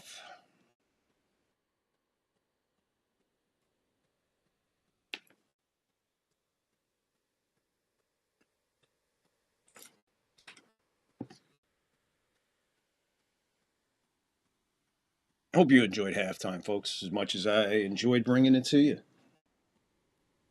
Like I said, we try to be different. We are different. Kickoff.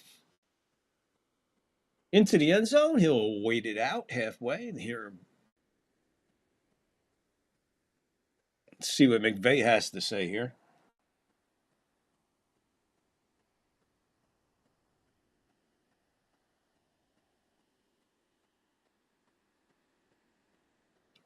So he's got to be better on earlier downs. He has to put them in better situations. 5th straight game with 200 yards plus in the first half. Looks like the rain has stopped again.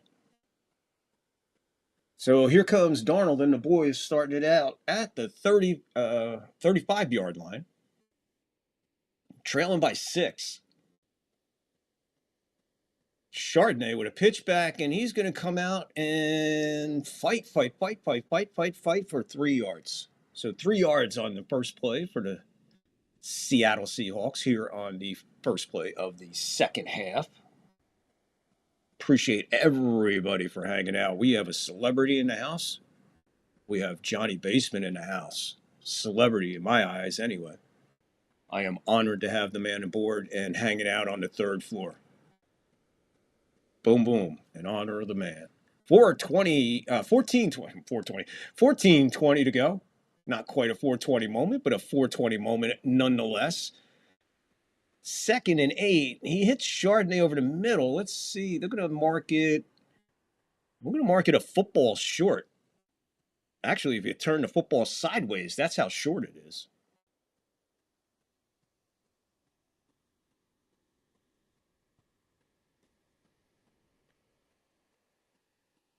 Third and inches, and they get up to what I guess they call the quarterback sneak tush push thing. They're trying a hard snap. Darnold just goes forward. I'm pretty sure he's got it.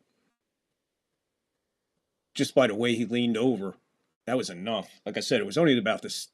Turn the football sideways. That's how far off it was. 13:30 to go. 3rd quarter. Seattle down by 6. Just opening the second half here. Without a doubt, he had plenty of momentum going forward. It's really not a tush push to the extent of a tush push, but nonetheless got the job done. That's only their 7th first down of the game. 13 for the Rams. This is off to Walker. Walker's outside. He's at the 40, the 35, the 30, the 25, the 20, the 15, the 10, the 5. He's in the pay dirt. Touchdown, Walker. What an explosion. This kid, it's amazing how he just dances just like his counterpart. Just so quick. I could barely get it out before he busted it. 4 plays, 65 yards. Walker's the only one in the back. He cuts to his left and bang to the right in between the sideline and the numbers. He is gone. And quick gone. I am talking blast. 55 yards. Woo! And he knuckleballs it. Phil Negro style through the uprights to take the 1-point lead, 14-13, to open the second half on a 55-yard bust on the outside. Kenneth Walker III in for a touchdown. Put Seattle up in front. Wow, what an explosion. That kid just, when he cut to the left, There was zip. But his reaction when he cut back to the right, everything that was there, because there was nothing where he just cut to. He hit the 40-yard line marker and just cut between the hash marks and just took off end zone quick as I can get it out, man. I caught up to him at the 25, and from there, I called it into the end zone. But it was tough getting to the 25 with him. After that cut, he had me fooled for a second, but wow. What a way to open the second half for Seattle. Now let's see if the defense can stay steady, even though the numbers are this way for the Rams. Again, it was only 6 points difference. And that being, to me, still standing. The Seattle defense, early in the game, 2 fourth-down stops that ended drives for the Rams that turned back to go the other way. One time they took it the distance and went 7. But the other time, they stopped them at the goal line. So in theory, you're talking 19-14 if they don't take those 6 points off the board in those 2 field goals. They were both in field goal range. With that dude kicking? With that dude kicking? He's just, I don't know what his length is, what his longest is, what he warms up from. But I can tell you, man, he is. Look, I shouldn't say we made fun of Janikowski. When Janikowski came along as a kicker, everybody went, whoa. We were used to that, either a small soccer style international player like an Efren Herrera or Gary Upremium, guys like that with that early soccer style. Not your Mark Mosleys, your head-ons, your George Blandas and stuff. Your head-on kickers was still, to me, is fucking amazing. And Mark Mosley, by the way, for the Redskins, was the longest lasting of the straight-on kickers. But guys like Jason Elam, the way they were built, the dude from New England, whatever his name is, you know what I'm talking, Gronkowski or whatever his name is. Well, there's a whole list, man. It's endless. But when Janikowski came along, it looked like, guys remember Robert Newhouse for the Cowboys? 44-inch thighs? That's what it looked like. It looked like a guy like Robert Newhouse, like a fullback, was kicking. But when you heard the ball come off of Janikowski's foot, it sounded like a fucking shotgun. It sounded like a gunshot. I should put it that way. You heard it come off his foot. Not too many kickers are like that, but you would hear, even on an extra point with Jaws. But this cat, he's bigger than him. He's taller than him. He's definitely heavier than him. And to me, that is freaking mind-blowing for a kicker. And to this day, I have never seen a kicker with the number 92 in my life. Vinatieri, thank you, Johnny. Thank you, Johnny.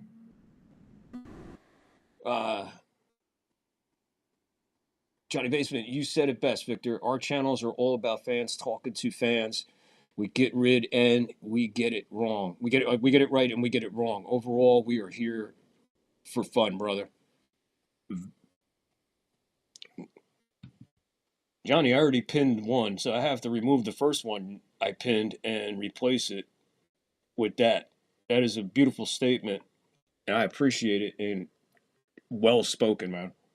Vinatieri, another one of those kind of smaller you know what I'm saying? They just, some guy, perfect example. Automatica Grammatica. It looked like if you went, you blow him in half. But the kid was thundering from 55, 58 that year like it was going out of style. And then can't make an extra point against Carolina. But 3rd and 9 for the Rams at their own 28. Stafford over the middle of the field, wide open. Is that Humphries? No, that's Smith. Finally.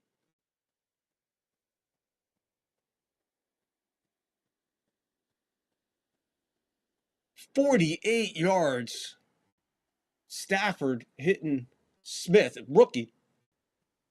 I think he said Florida A&M. When I say he was wide open over the middle, He was standing at the 30 waiting for the ball.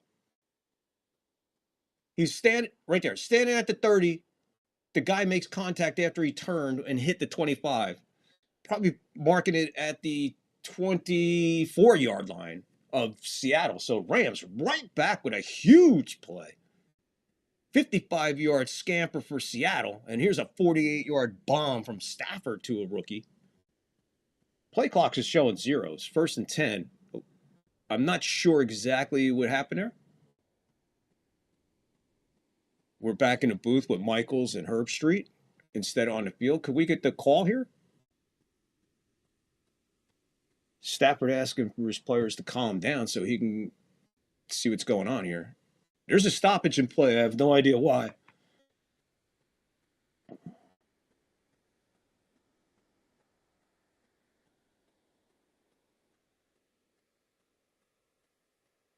"33 completions to receivers, 20-plus yards downfield, most in the NFL."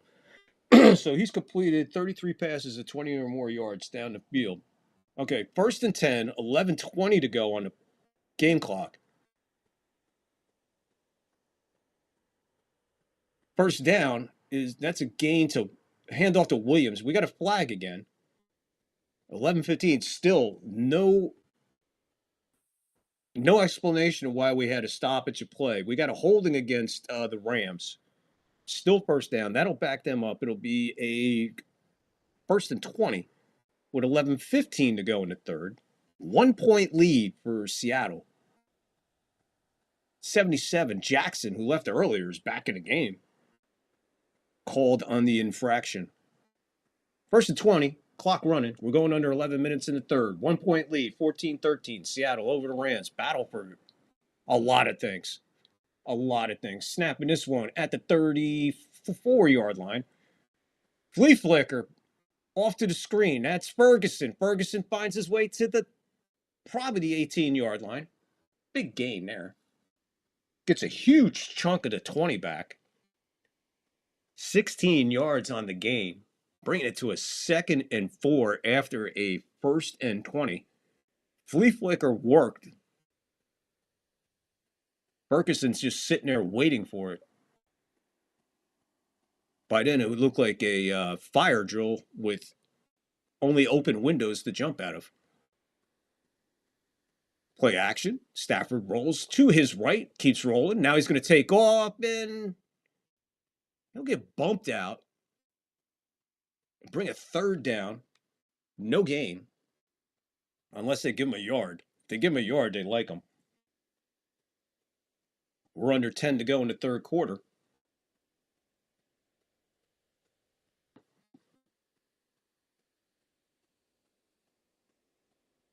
Third and 3. They gave him a yard. I guess, okay. I don't think it matters if they get it here or not. The way he's been playing, he'll probably go for it on 4th. Here's a handoff. They're going to get him in the backfield for the loss, and he almost got away for a split second and is brought down. We'll call it a loss of 1, maybe 2, where it could have been 4, but he was just able to get out of the grass, but that wasn't enough to get away. He fell to the ground there. Still 2 yards short of the original line of scrimmage, backing him up 2 more yards.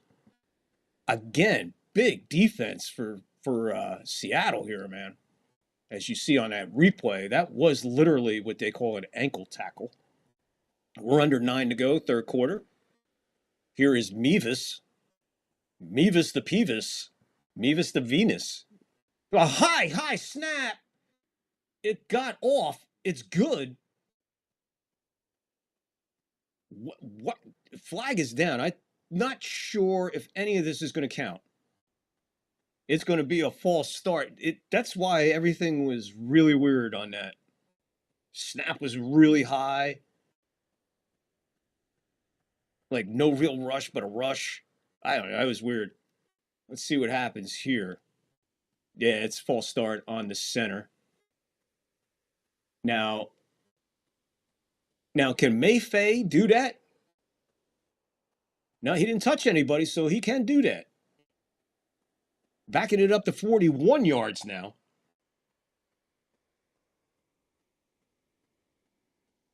For the Beavis Meavis. 4th and 8. 41. Kick is up. Lord is good. I don't think there's any air in the ball. Rams go up by 2. We got an NFC West battle. 16-14. Seattle. Rams battling it out in a... It was raining earlier, but all that is gone.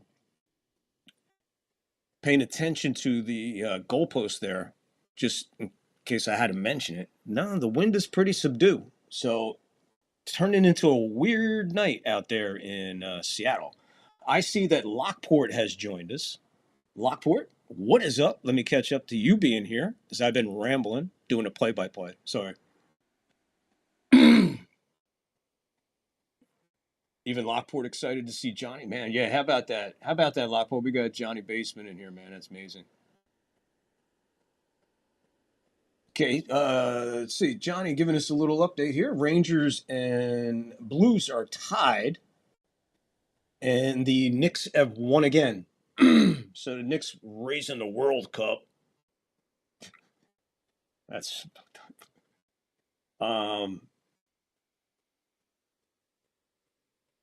Knicks are cooking. You surprised they didn't put the cup banner up in the rafters? Thank you, Johnny, man. Johnny's happy to see so many people supporting me, and coming from you, man, that means an awful lot.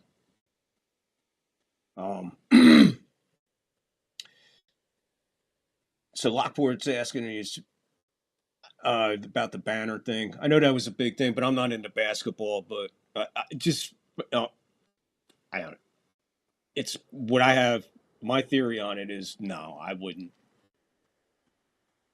That's just me. But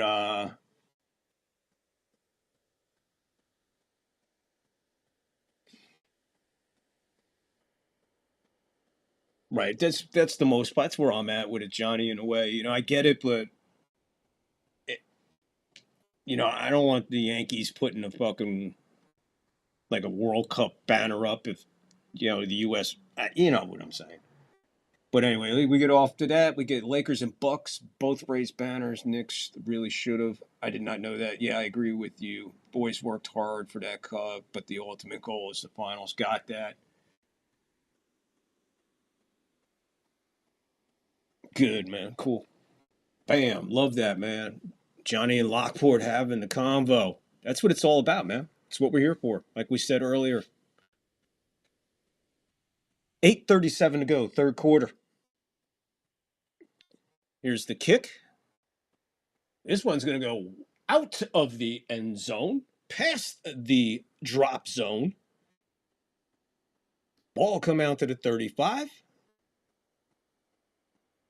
Now, remember, people, Jackson Smith Njigba only been thrown to once in this game, and he dropped it in and out of his hands. Thrown a little bit behind him. If I remember, it was a long, long time ago. This thing was back during their first drive, actually. And you haven't even thrown to him in the game so far? Nothing? And you're trailing by 2 in the third. Shows you what your defense is doing. Darnold over the middle. He falls short of trying to get JSN. There you go. Al Michaels. Thank you, buddy. I'll cheat. I'll jump on that.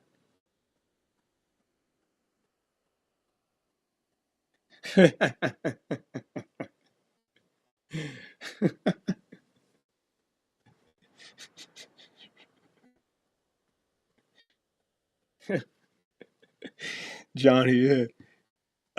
Johnny, you should hear what I have to say about that. Give me this play, buddy. 2nd and 10, 8:32.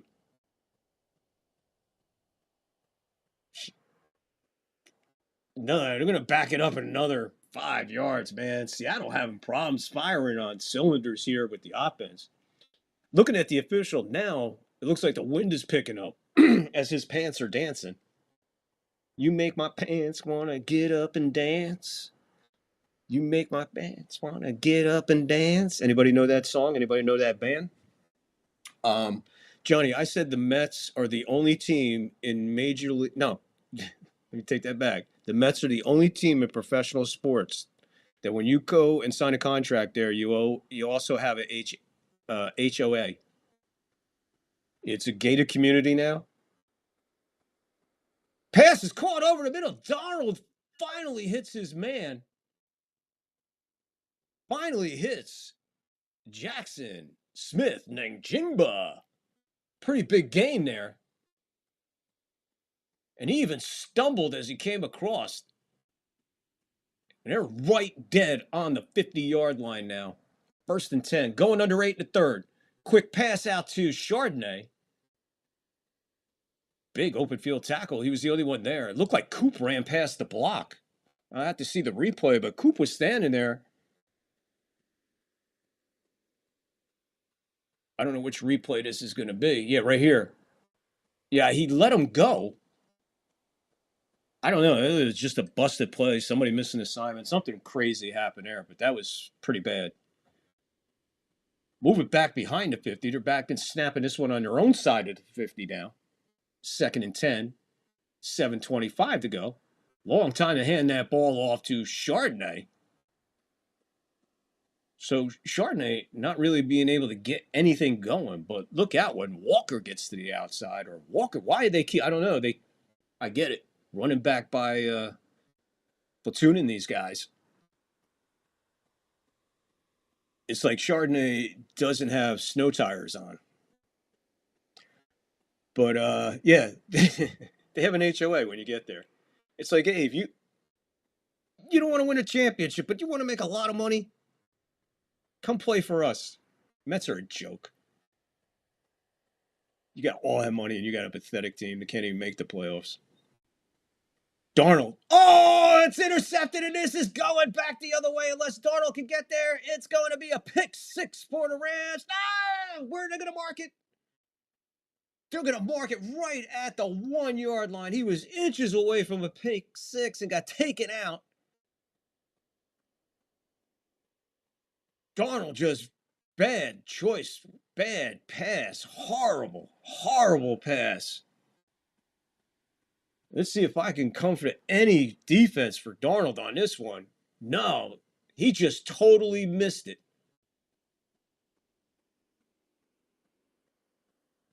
Taking it all the way back. Call it 48-yard return. Longer than that, about a 46-yard return. Just missing 6.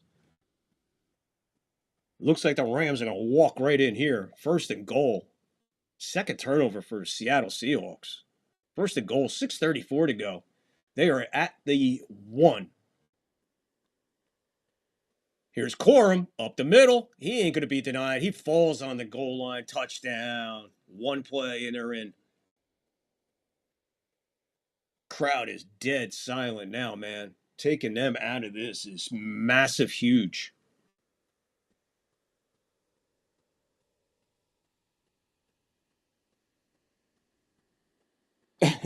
Angus, I kill somebody if HOA. I wouldn't even live there. As soon as they said HOA, I'm gone.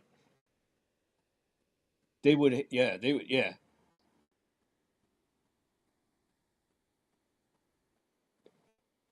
Lockport, I don't think they're definitely not getting Tucker. You can take Tucker off the board, regardless of what anybody wants to tell you. Take Tucker right off the board. They're not going to go for 2. Instead, they're going to go for the extra point, make it 23-14. Still a 2-score game. Puts it right through the uprights. 23-14. Jump up by 9.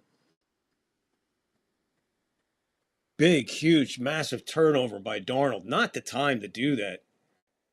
Maybe these Jetish-looking uniforms and Darnold. Maybe there's a little voodoo that you do so well going on in Jetland. Let's see if we could sneak in an NFL moment. Boom.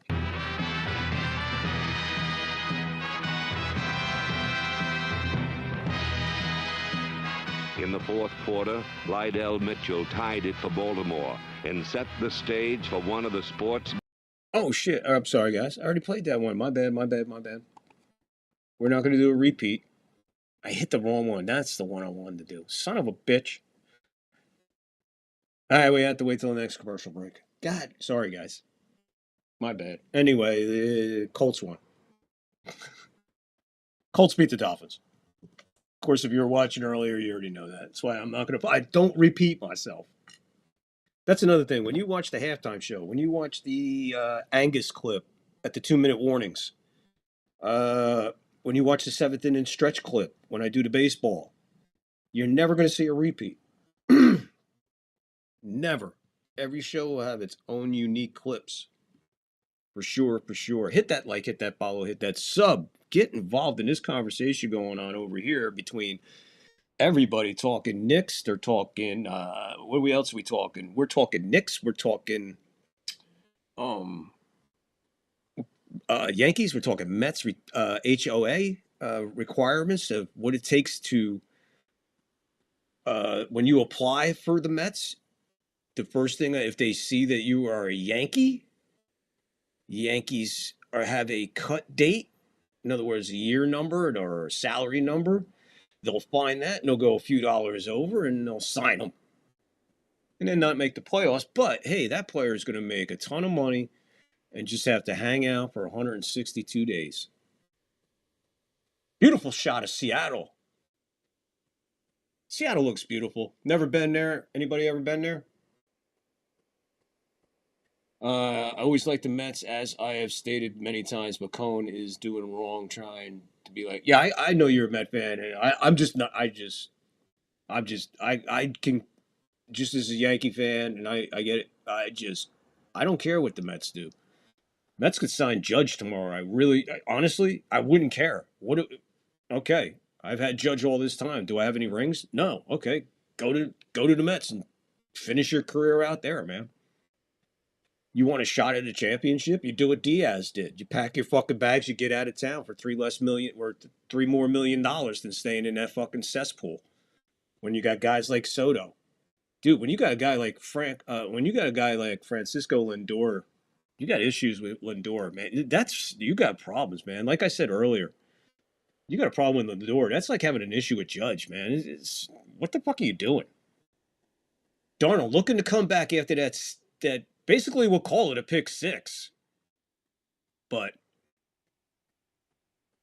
he gets his first pass out. That is to Barner, tight end. And that's good for 11 yards.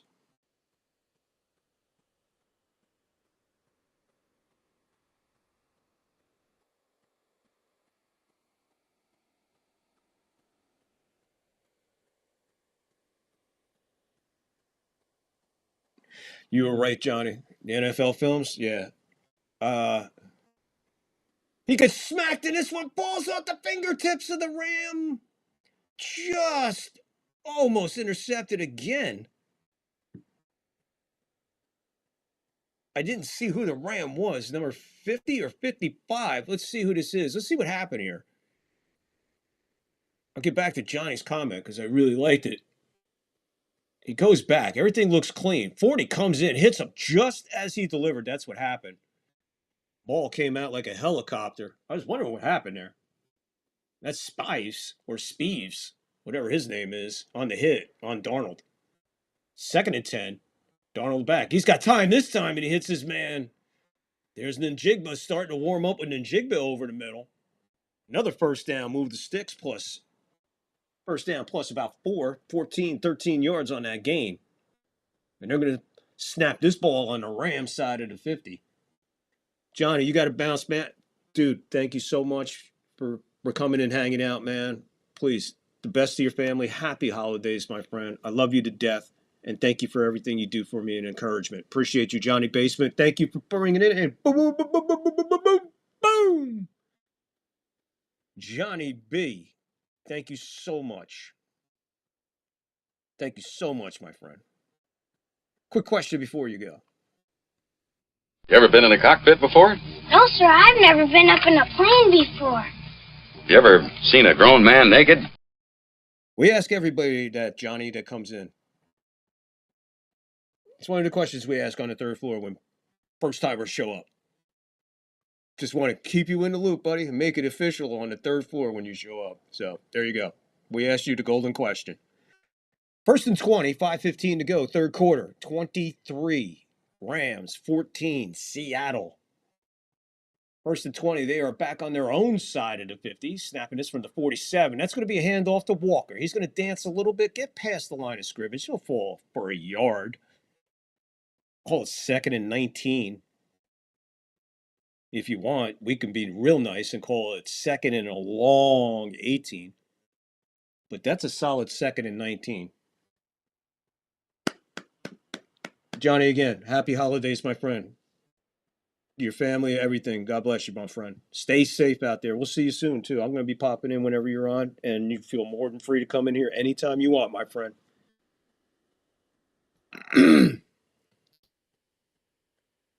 Darnold back. He dances out of the pocket. He's on the run. He's way back.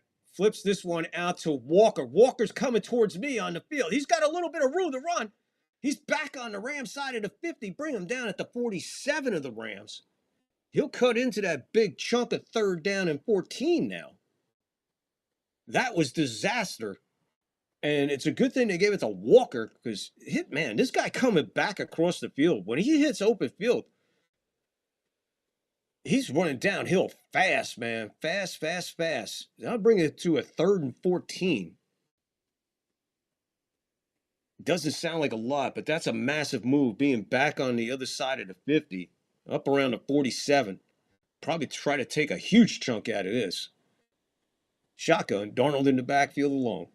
2 to the top, 2 to the bottom. Darnold's back. Dances to the sideline. Nobody there. Not even close to Coop. 4th and 14. 3:39 in the 3rd. Fans letting them know what's going on. Appreciate you.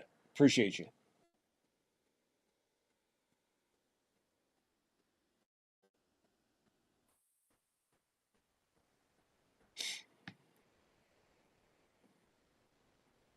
Everybody saying goodbye to the great Johnny.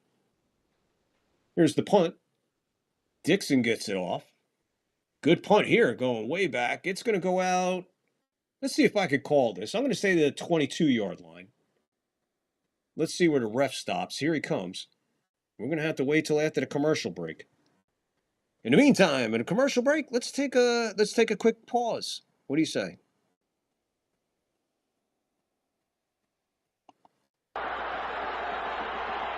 The ball just over the goal line of the Cowboys. Dorsett, single setback.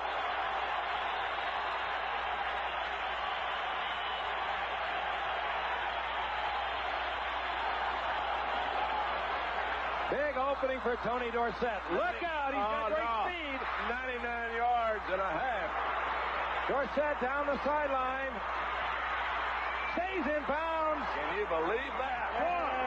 Short, because they're 99 yards. Short yardage defense, all bunched up. And that's the 99.5-yard run, I think, is the longest run in the history of the league. It is. So now they're alive, put to the biggest test of all, and suddenly the whole momentum changes. But they were bunched up for the short yardage defense, and Gifford called it. Let's start bragging on them all of a sudden. Y'all want to? Who is that poor lady? She must have been a Minnesota fan. Off mic, Frank said he'll bust it all the way. If you believe that, you'll believe anything. All right. Great. Herb Scott, the guard has been out for a few days. Good block, middle linebacker. And the move down here, Don, to stay in bounds was a great piece of athletic skill. I didn't think he would make it. Is that Willie Teal there, I believe, isn't it? And all of a sudden, he just kept his balance and right in there. That's wild. Longest run previously, 97 yards. By Andy Urim of the Green Bay Packers back in 1939. Bob Gage did it for Pittsburgh against the Bears in 1949. Tony Dorsett has just taken it the length of the field. He just went over 100 yards, didn't he? Yeah. 408, well within reach. Just at the end, puts it through. He's fun to watch. One of the great athletes ever to play this game. Tony Dorsett goes 99 yards. Credit to the offensive line. They opened a beautiful hole. Rafferty and Scott. Boom. There you go. Another walk down memory lane in NFL. I remember that night. I was at the Elks watching that game. I was at the Elks watching that game. That was fucking great. Nothing like it, man. Nothing like those days. Whole different game. That's why I bring it back, keep it alive, keep it going, man. I'm sure a lot of you guys might have seen these highlights a long time ago. Maybe you never seen them. Maybe you forgot all about the moment. There it is. 7 yards for Williams.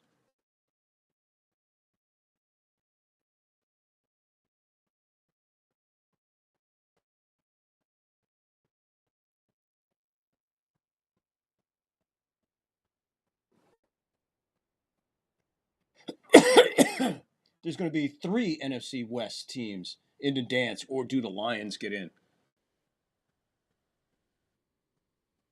I'd take the Lions getting in, bro. What's crazy about the whole fucking scenario? Let's just say this game ends. Doesn't matter which team goes 12-3, and which team goes 11-4. Let's say they all wind up in a tie. The tiebreaker goes to the 49ers. They win the division.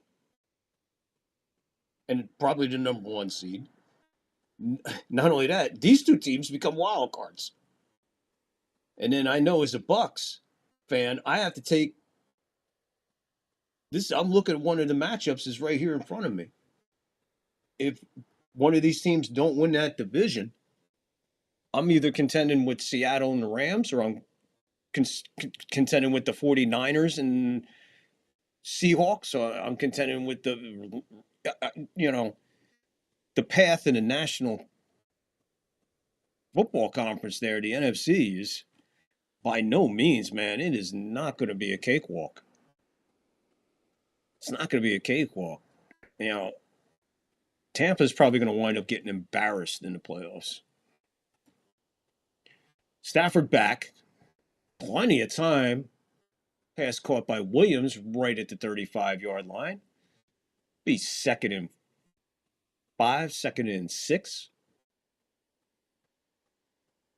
Third quarter, breezing along. We're under 120 to go here in the third. 9-point lead for the Rams. Seattle's offense just sputtering all night long. Defense keeping them in this game. Thank goodness for this Seattle defense here. And we're going under a minute to go in the third. 2nd and 6. Handoff. That's Williams. He's going to be brought down after a gain of 2, maybe 3. We're going to have one more play here in the third quarter as the clock ticks under 40. 3rd down. Pretty much I'm going to have to say this right here. With 30 seconds to go in the third quarter, 3rd and 3. The threes are all over the place. This is probably the biggest 3rd down of the game right here. There's a lot riding on this 3rd down right here because we're going into the 4th quarter regardless. Are they going into the 4th quarter getting the ball? Or are they coming into the 4th quarter still trying to stop the Rams? Stafford back into the pocket, pass over the middle. He's wide there. That's Panuka. And he's going to bust this one open. And he is going to be brought down finally at the 5-yard line. So it looks like Seattle is going to be starting the 4th quarter down 30-14. There you go. At the end of 3, it is 23-14. Rams busting it open with big, huge plays. Seattle just sputtering and sputtering. Defense can't hold up all night. You got to give them a break, man. That was a big 3rd down, but how you leave a guy that wide open, how you leave that guy that wide open, that's when you start going to your defense coordinator and saying, is your resume by any chance ready? Is your resume ready?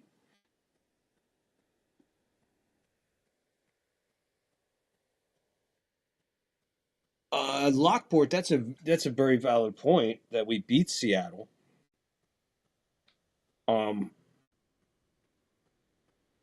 Yes, that was earlier in the year. the only bright spot right now for the Bucs is that Evans is back and Irving's back. And no matter what you do through the course of life in the NFC South, you don't lose to the Saints at home. You just don't. You don't lose to the Saints at home when you are fighting for your fucking playoff life. You don't come out and play football like that. Now, I read all this shit that Todd Bowles, read them the riot act and fucking rammed it up their ass and all that. Hey, that's fine. I need to see it this week against Carolina, man. This is put up or shut up. And this is the crazy part about it. This is how the Bucs season ends every year. Back-to-back games with the Carolina Panthers. Every fucking year. Go look at the fucking schedules. I see this coming every year. That's why I want that fucking 1 or 2 game cushion going into the first game that I play Carolina. You fucking lose to Atlanta, you lose to the Saints, there's the 2 game cushion. Then if I lose one to Carolina, I'm still good. Closing out at home against you. But this offensive coordinator and the play calling, shit, man, it's not there. Defense is playing stupid, sloppy. That ain't a Tampa defense. Tampa defense, you know how I know when Tampa defense sucks? It ain't in the top 10. And it's been a while. But you can't play like that. You're going to get embarrassed in the playoffs.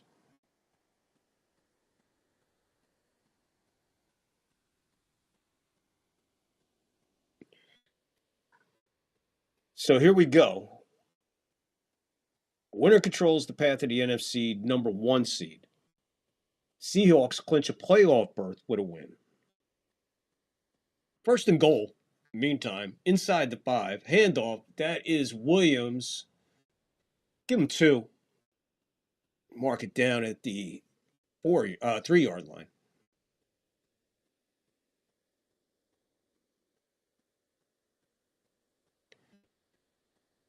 Bryant just turned a completely opposite direction on Puka Naka. I don't get that. Why would you roll away from him instead of, I don't know. That's just a bad fucking defensive play right there.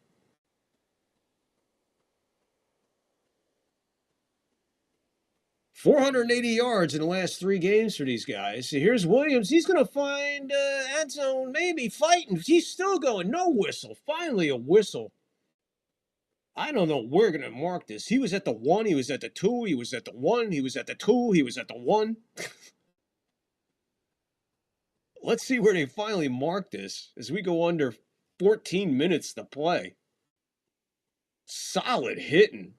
They're going to mark it at the 1. No kidding. And I am not surprised that somebody is sitting on their ass after all that banging.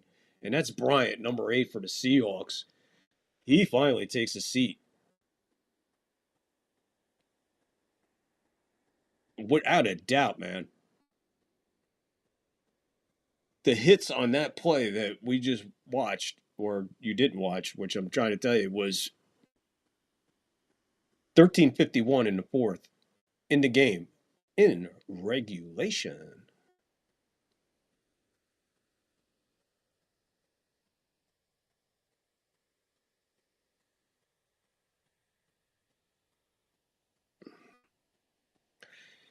He's going to come off the field. He's got a man under each arm helping him to the sidelines. See what happened here as they show him. Right there, a guy rolled on his ankle. Right on his foot. He was hopping and skipping and jumping like leaping Lanny Poffo. Leaping Lenny Poffo moment. That's what happens when we get a leaping Lanny. And there's a touchdown to Nuka. Get out of the end zone. Get out of the end zone. Get the fuck out of the end zone. Stop celebrating. Get out of the end zone. There you go. Woof. Mr. Goose Step. He wasn't even looking at Puka when he threw that ball. That was pretty amazing. It just knew where he was going to be, I guess. Great pass. That's why that's why they're talking MVP conversation about him. 29, and there's 30. 30, 14. 16 points, 2 scores.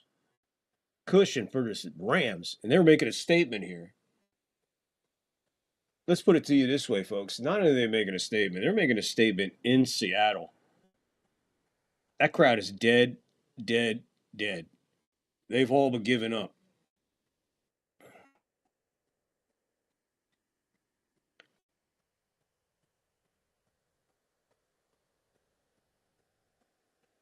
Make sure you hit that like, hit that follow, hit that sub. If you haven't subbed, please sub.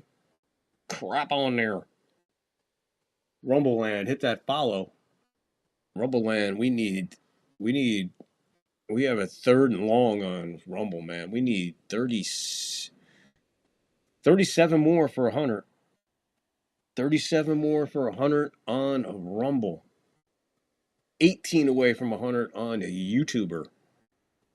So share me out, folks, with people you know who would like this. Please let them know. Give them an opportunity to sub.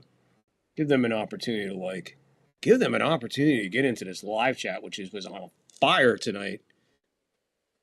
Having Johnny Basement come on out of nowhere was like it was like a Johnny Carson moment where you're just sitting there and all of a sudden Sinatra comes through the curtains. Unannounced. Beautiful moment there. Can't wait to share it. Might be my first clip ever. I got to start doing clips. I got to start doing shorts. I got a lot to do. But I do what I do for you. Oh, did anybody answer that question about the song? You make my pants want to get up and dance. You make my pants want to get up and dance. Anybody know? Who sang that song?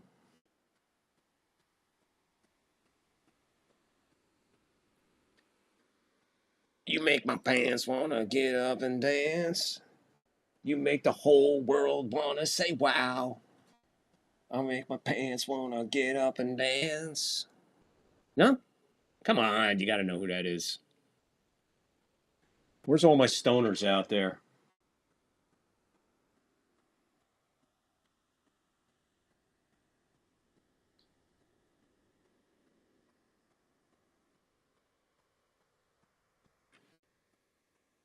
And the Rams have won the Super Bowl. The only reason you guys won that Super Bowl is because you stole it from the Tampa Bay Buccaneers, you mothers.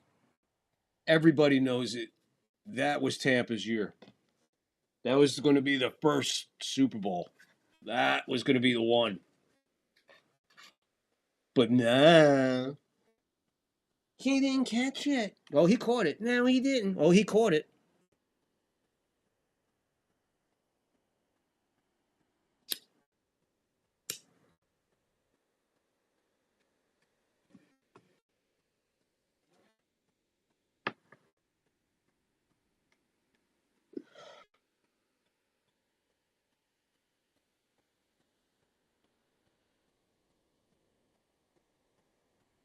How many times we got to listen to this story about Kurt Warner? Christ, it's even a fucking Lifetime movie. Enough.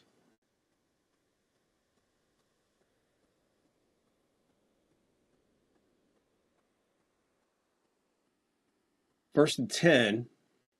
Darnold finds his man. Is that? Yes, it is. That's Jack Smith and Njimba finally, and he gets spun out of balance. Big gain there.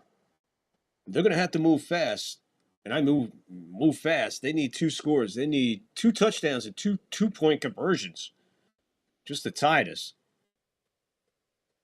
I could say they could do it because their defense has been stiff, except for the 3 or 4 big plays. You can't stop that, man.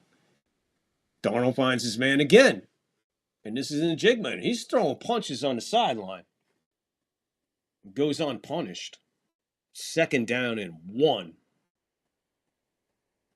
That would be Kobe Bryant, who is heading to the locker room for Seattle. with a towel over his head. He is on his own. He is walking on his own, but not looking good. 4 receptions, 68 yards now for Smith and Njigba. Since it's over. Here's a handoff. That's Chardonnay. He gets ahead finally for a bunch of yards finally. He'll get the first down plus a few. First down. We're 12:10 to go. In the fourth, in the quarter, in the game, in a regulation.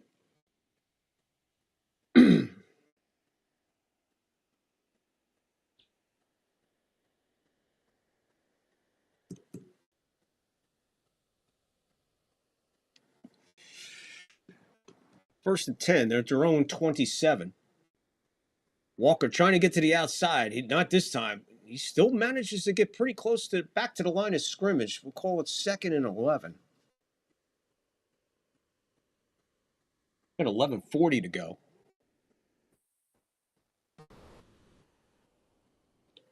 You really need a touchdown and a 2-point conversion. Touchdown and a 2-point conversion. But before you could think about all that, you're going to need this 2nd and 10 here. And you need to get out of your own backyard for sure. We're about to go under 11 minutes left in the fourth, in the quarter, in the game, in regulation. Darnold back. He's got some time. Slant over the middle. First down and more. That's Walker out of the backfield. Over the middle he found them. Big gain there for about 15. Under 11 to go now.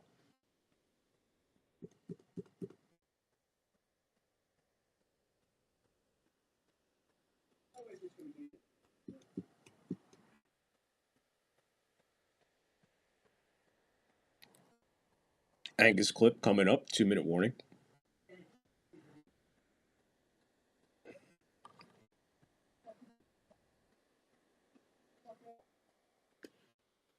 He hits Njigba again. He's going to be staying alive. Ooh, ooh, ooh. Spun after the catch. 2nd and goal. See where they mark it. It's hard to tell with all the dancing going on. Mark the ball just the nose of the ball touching the 6-yard line. We're getting ready to go under 10 now. 3.5 minutes so far on this drive. 6 plays, 57 yards. Under 10 now. 2 to the top, 2 to the bottom, 1 in the backfield. Darnold. He's got some time. He's flushed out now. Runs out of time, and he's just going to toss this one to the camera zone. Out to one of Seattle's finest.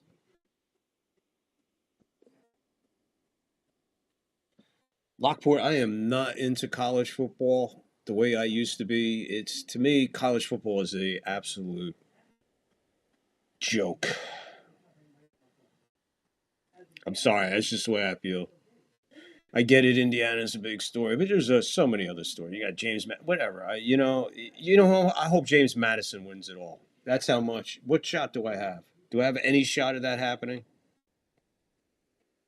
They don't know what they're doing in college football. They have zero idea. Everything's a bowl. He throws another interception at the 1-yard line. Big Turner. Dude is huge. Ball just hit him and stuck to him right at the 1-yard line, and there goes the drive.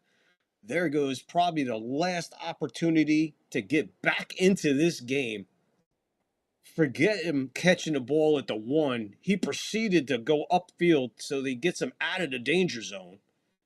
The big 300-pounder takes it back. See where they spot it when we get back from the commercial break. Darnold falling apart at home at Seattle in one big, big game. Rams making a statement in the NFC West. Angus, skipping college football, not my thing. I'm going to watch a little bit. I'm not going to be like, oh, yeah, that game's on tonight. If nothing else is going on, I'll watch a little bit. But after a while, the game is just, the college level is just so fucking bizarre now. It's just fucking bizarre.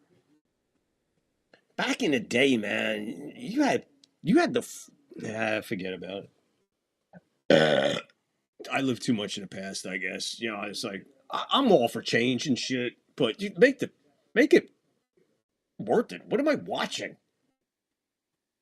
What is the mindset behind the selection board? Why do you have undefeated teams ranked 18th?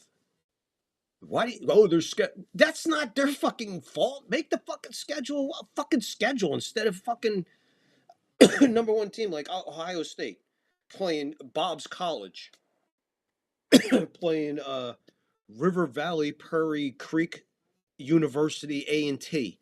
What the fuck? Of course they're gonna fucking destroy the fucking team. That college makes $8. This college makes $8 a millisecond. College doesn't. They have no fucking idea. And if I put this much thought into it, I'd solve the whole thing in a heartbeat. Plain and simple.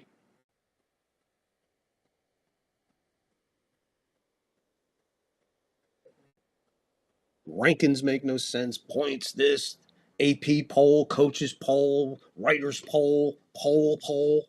What the fuck? What are we running for fucking president? Enough with the fucking polls. Stick the poll up your ass.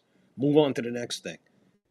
Speaking of polls, Darnold, they might hang him on a pole.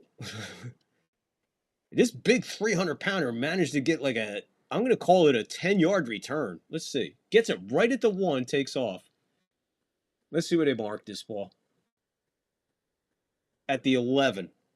So he scampered for 10. They had a camera on him on the sideline, and he just said, I'm tired. After a 10-yard scamper, he's tired. 2nd and 6. Clock is running. Getting ready to go under 9 minutes. 9:15 to go.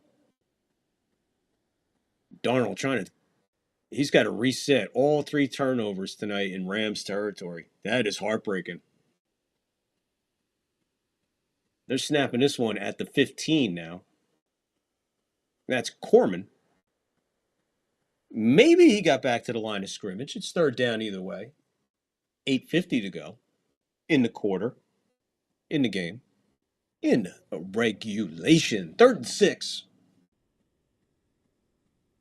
16-point differential here. Rams open it up second half.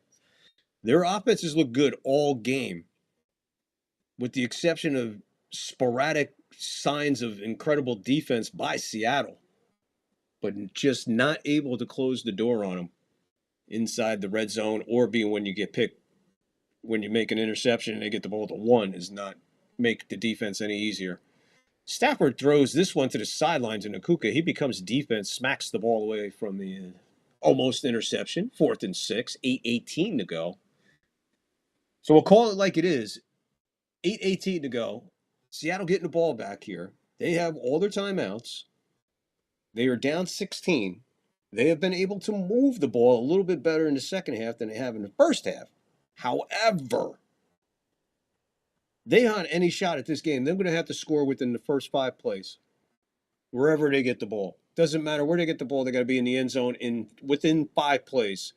Takes this one at the 44. He's back to the 40, the 35, the 30, the 25, 20, 15, 20, 10, 5, touchdown, punt return. So, like I said, they're going to have to score really quick within 5 plays. They do it in 1 play. I think he got it at his own 44, so let's call that a 56-yard punt return, no flags. It was a lazy punt coverage, very lazy punt coverage. 8:03 now, down 10. Got to go for 2. Got to get this 2-point conversion. Now they're looking at the replay. Did he stay in bounds? Yep. Good. He's good. 2-point try here. Massive turnaround. Boy, that's one way to keep the offense off the field. However, offense back on the field for the 2-point try. Shotgun. Takes it. Quick throw. They got the 2. That's Kupp. 2 yards deep for the 2-point conversion. Move it up 30-22. Seattle says, wait a minute. Now we got a game. Imagine what happens But if he doesn't throw the interception, this never happens. They wouldn't have been forced to any kind of punt. It would have been a whole nother scenario. But still a major blow anyway. But what a job.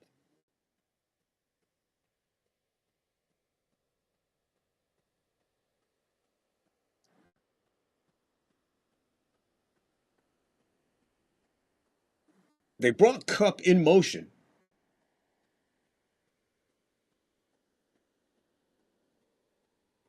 There you go.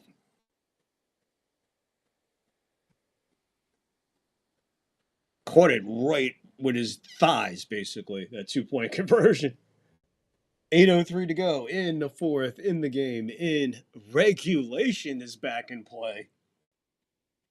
As Seattle says, wait a minute. Special teams, ladies and gentlemen. Special teams. Nice when they shine bright. Here's the kickoff.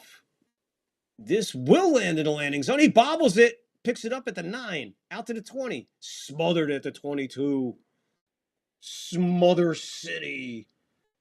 7:58 to go in the fourth. In the quarter. In the game. In regulation. Remaining schedule for the Rams at Atlanta versus the Cardinals. Seahawks at Panthers at 49ers. 49ers at Colts. Bears. Seattle. Look out, NFC West. Woof. Woof. Woof.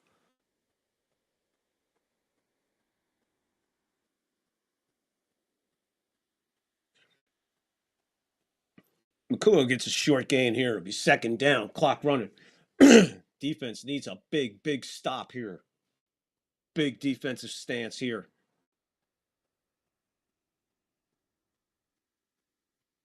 Second and 7. It's only 3 on that pass.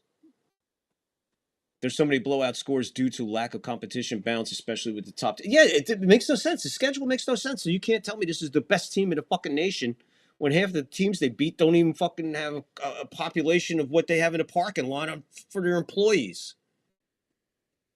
Think about that. Colleges that they blow out, that they go, whoa, they're the greatest fucking team. Do you see what they did to this team? Dude, Ohio State has more employee parking than they have students and employee and faculty and everything that you can imagine. So, fuck college, man. Fuck college. All it is a farm. It's a farm for the NFL, but it's just, how do we make money? How do we make money? How do we make money? Fucking 80 fucking bowl games. Stop it. Shotgun. 3rd and 7. 4-man rush. The pressure's on. They chased out of the pocket. He's still on the run. Throws it. I don't know if he caught it. We got the sideline judge says incomplete. We're going to have to wait for the replay. Mumpfield was the receiver on the other end. Let's see what happens. All the protection broke down.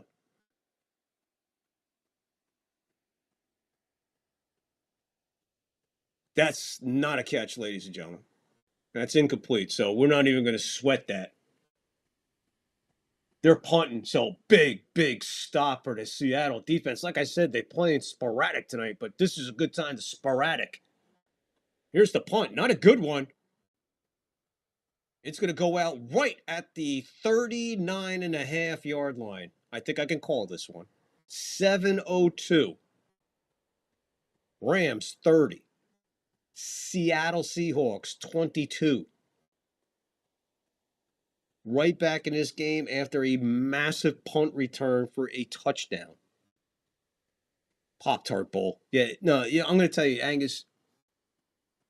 All right, I'm 62, Angus. I don't know how old you are, but I'm 62. I remember as a kid, I couldn't wait for college football bowls. This is just what I can remember off the top of my head. There wasn't a lot of bowls. I remember the first bowl game of the year was always on Channel 9, and it was like Rice versus Houston, and it was called the Blue Bonnet Bowl. Tangerine Bowl, Orange Bowl, Rose Bowl, Cotton Bowl.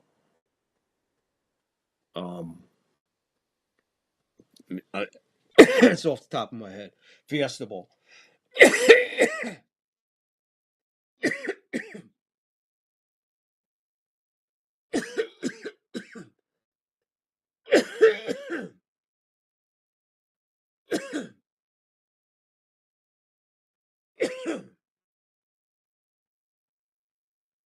Flag on that play.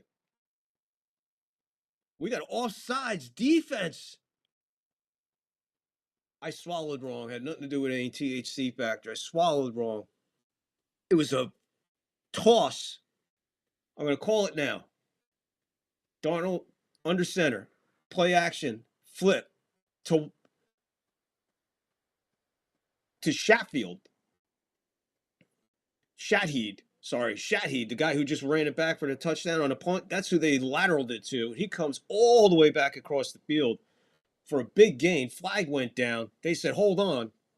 Lined up in the neutral zone Rams. Now, Seattle's sitting at the 26-yard line of the Rams in one play after the punt. Roll its left. Pass back. That is wide open, and there we go. Barner wide open in the end zone. And guess what, folks? We are 2-point conversion away from this being fucking tied. Salute to the NFL. 2 plays, 57 yards, 39 seconds. 1 play, what do we call it, 56 yards in whatever amount of time it took them to run the 56 yards. So you got, wow. You're sitting at 28 to 30.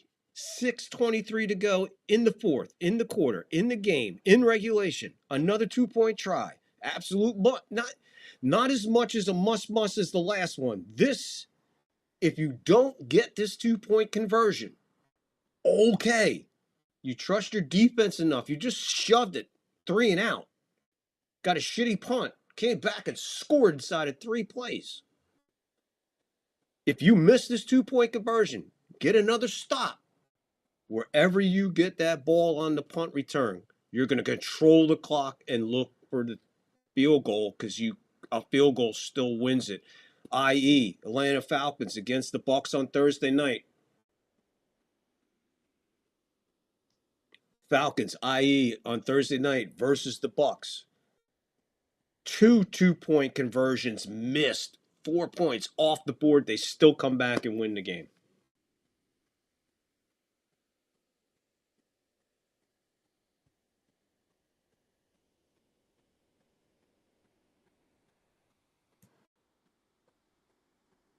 I'm trying to see what's going on here.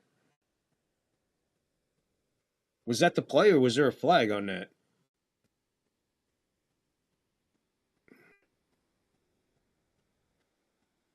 Okay, they missed the 2-pointer because I talked through it. So what I seen when he dropped the ball, I thought there was a flag because all they're showing is a replay. They're talking about a fight on the field. And I've seen Barner more times than I need to see him. I get it. It goes off.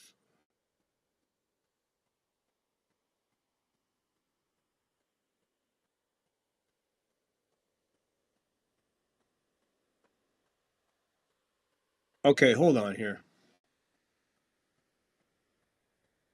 That's okay. They're calling this a backward pass, possibly. Clearly recovered in the end zone by Seattle. Everybody thought the play was over. Darnold drops back from center, and it's a pass, and it goes backwards off the helmet of Curl into the end zone. And Chardonnay just walks over, picks the ball up. That would count as a 2-point conversion. So, wow, here we go. Ruling on the field is an incomplete forward pass. When they review this, wherever they're reviewing this, whether it be on Mars, Saturn, Pluto, Andromeda, the replay is going to say 2-point conversion is good, 30-30. Right here, the ball is, that ball is this is close to the what is it? The Music City Miracle. That it,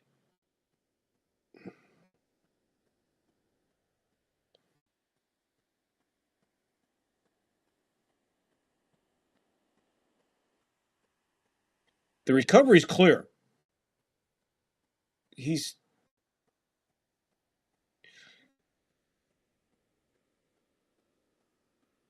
That is close as the Music City Miracle, folks. I remember that game like it was yesterday. I won a lot of money on that fucking game. But let me explain something to you.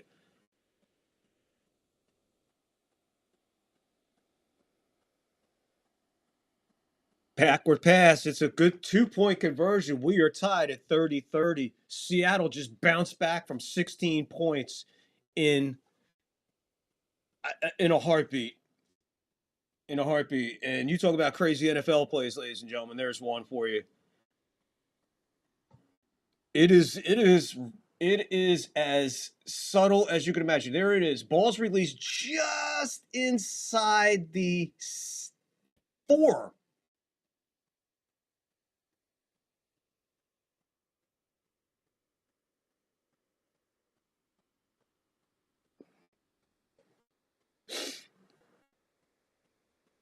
Unbelievable. Liberty Bowl. Liberty Bowl was a good bowl game, though. That was played in Philly, I believe. At the old vet. No, at the... was that played... Liberty Bowl, was it played at the vet or was it played at RFK?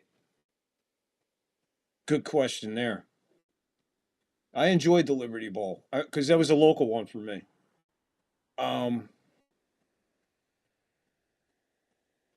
Alamo, the Alamo Bowl. But it wasn't for Alamo rental cars. It was for the Alamo. Sugar Bowl. There's the other one. Rams start to drive at the 26, and he's going to be stuffed. Here comes the Seattle defense, and they are loaded for bear right now. Crowd is back into it. Defense back into it. Sam Darnold is back into it.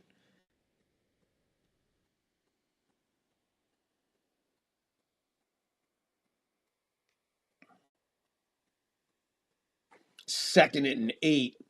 We're at 5:50 to go. In the fourth. In the quarter. In the game. In regulation.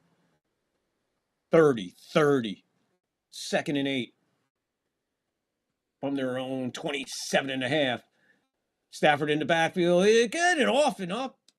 Off of Parkinson. Can't hold on to it. 3rd and 8. Stafford go down hard there. They got to him just as he was delivering that. He's a little worse for wear right now. Let's see who it is. Hit dead center of his gut. Right on the chest.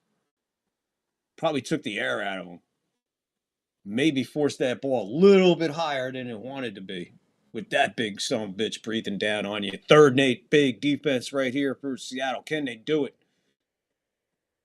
Huge 3rd down again. Stafford quick. Ball is deflected. Nakua. And he's going to be brought down way short of the 1st down. 4th down in about 4, maybe 3.5. 5:20 to go. Clock rolling.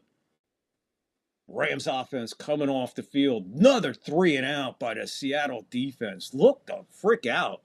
This team is no joke. 4th and 3. Texas hockey cards back in the game.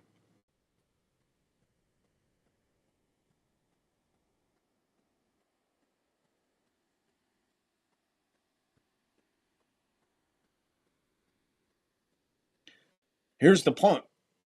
Fair catch right about the 23-yard line. Going back to before I was rudely interrupted by a punt return for a touchdown. What I was saying there happened in one play. Didn't get a chance to say anything else after the really bizarre 3 plays that followed the 3 and out. Now, what you got?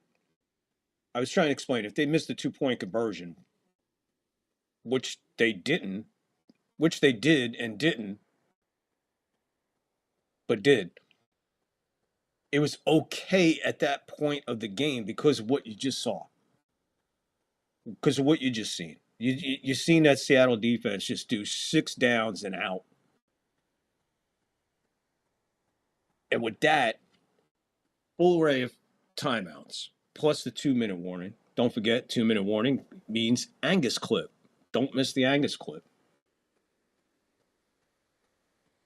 And I think I still got a sports moment to do.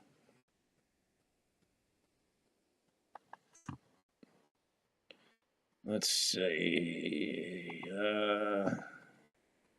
Yeah, I got that.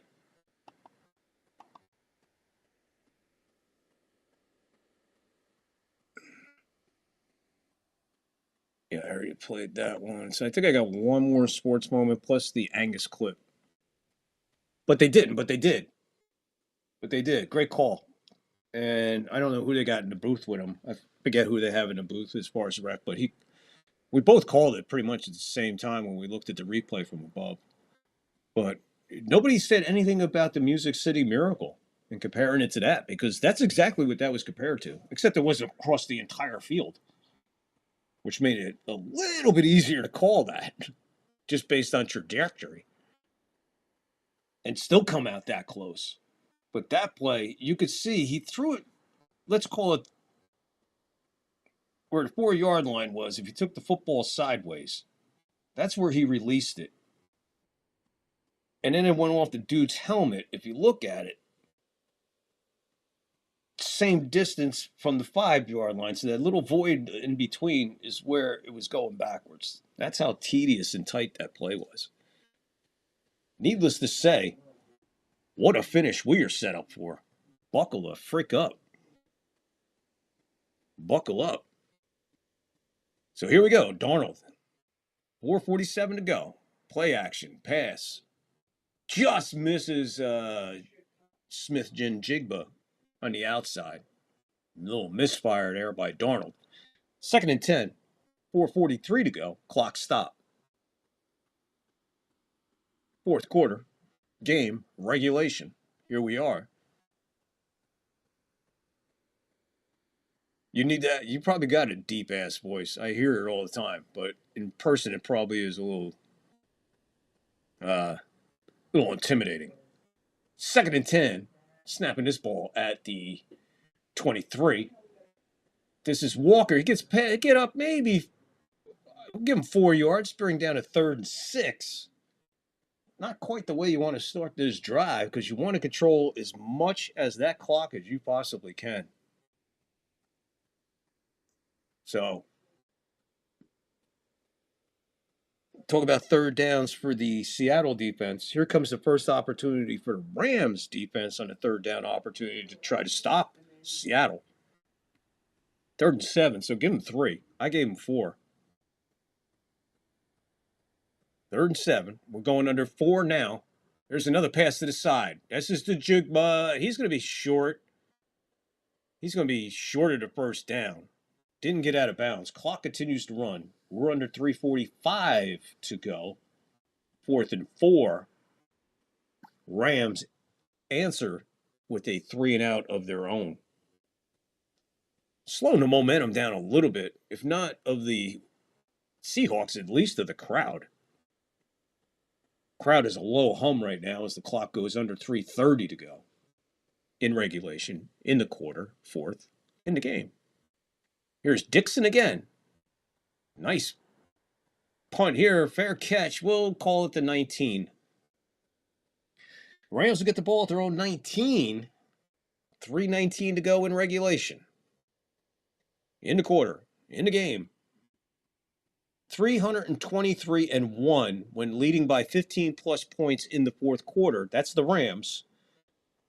The Seattle Seahawks are 0-172 when trailing by 15 or more in the 4th quarter.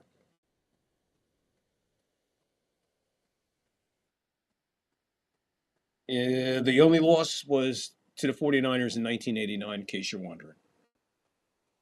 1st and 10. Seattle's defense is getting called upon again. Hopefully they had enough oxygen in the break. But a 3 and out does not help the defense right here. Stafford back, pocket, over the middle, hits his tight end out to the 26-yard line. I'll call it a 2nd and 4. I'll give him 6. We're going under 3 minutes to go.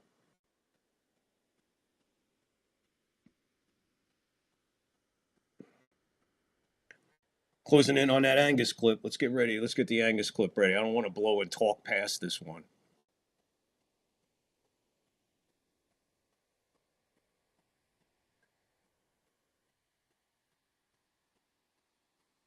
Pass is batted at the line. Who is that? Is that Lawrence? That's Lawrence with the big mitt getting up there. 3rd and 4. A little backfire for the Rams there. Not anticipating that. Clock stops. 2:41. Play clock running under 20. Crowd getting loud. Not as loud as they usually are. Think they'd be a little bit louder. 3rd and 4. Big, huge, massive 3rd down here. I've been saying that every 3rd down. Here comes the pressure. Stafford gets it away. He's got his man open. And he walks for a 1st down. Plus, we got a flag down. Hold the phone.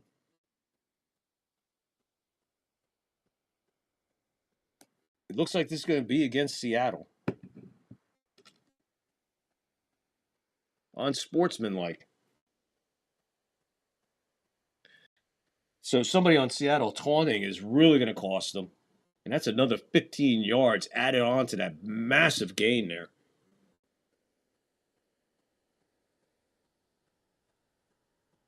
See where Ferguson catches this at the 50. Takes a massive hit at the 46.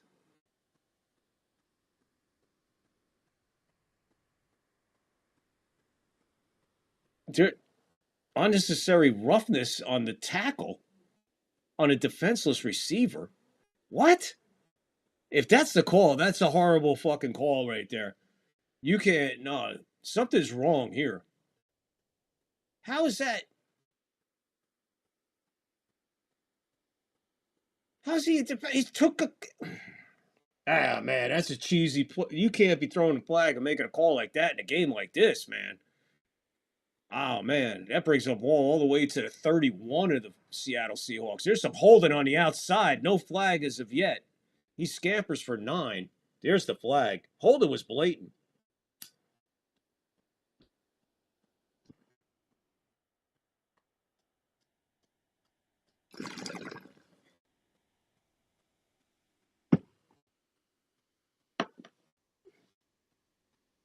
I did call the hold long before the flag came out.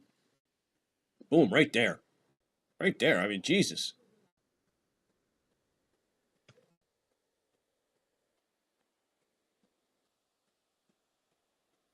Ten penalties on the night, both teams. 6 for the Rams, 39 yards. 4 for Seattle, 35 yards. Penalties, not a big deal right as of yet. 1st and 20, 2:26 to go. Move ball back to the 41 of Seattle. Here comes pressure from the outside. Again, he gets it to, that's Parkinson. He'll get a chunk of that back. Clock is stopped at 2:18. And Puno Napunka Paka Puka is jawing, pointing and talking and pointing and pointing. They're telling them to be quiet, but this kid just doesn't want to listen to any of his teammates, any veterans who are trying to calm him down before he gets flagged here. But he just keeps jawing and jawing and jawing. Right now, you're looking at a 2nd and 15. 2:20 to go. Rams say timeout before the 2-minute warning.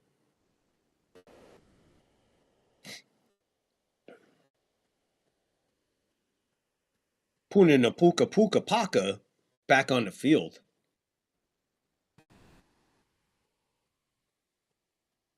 Second and 15. Handoff. Williams gets through. Be tackled at the 29-yard line.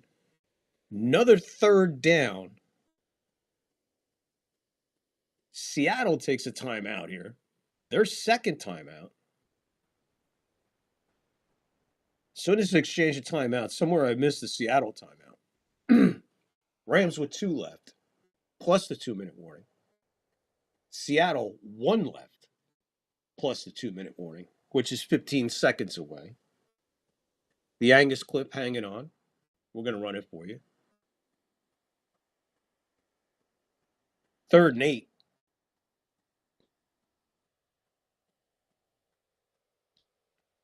They don't move the ball from here. It's 47 yards. All kinds of movement. Shotgun back. Here comes pressure from the outside. Pass is over. Nobody there. 4th down. 2:11. Clock is frozen. 4th and 8.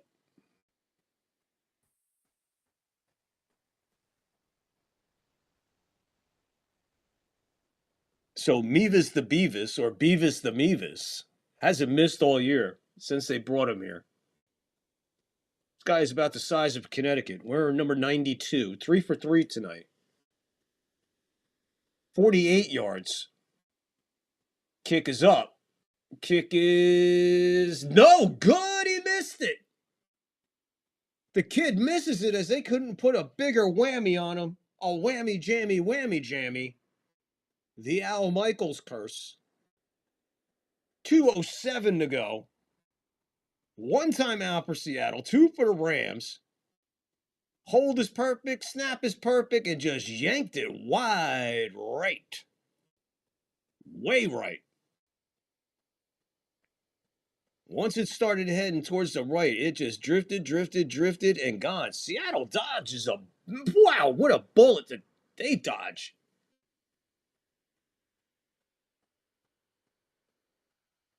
Unbelievable.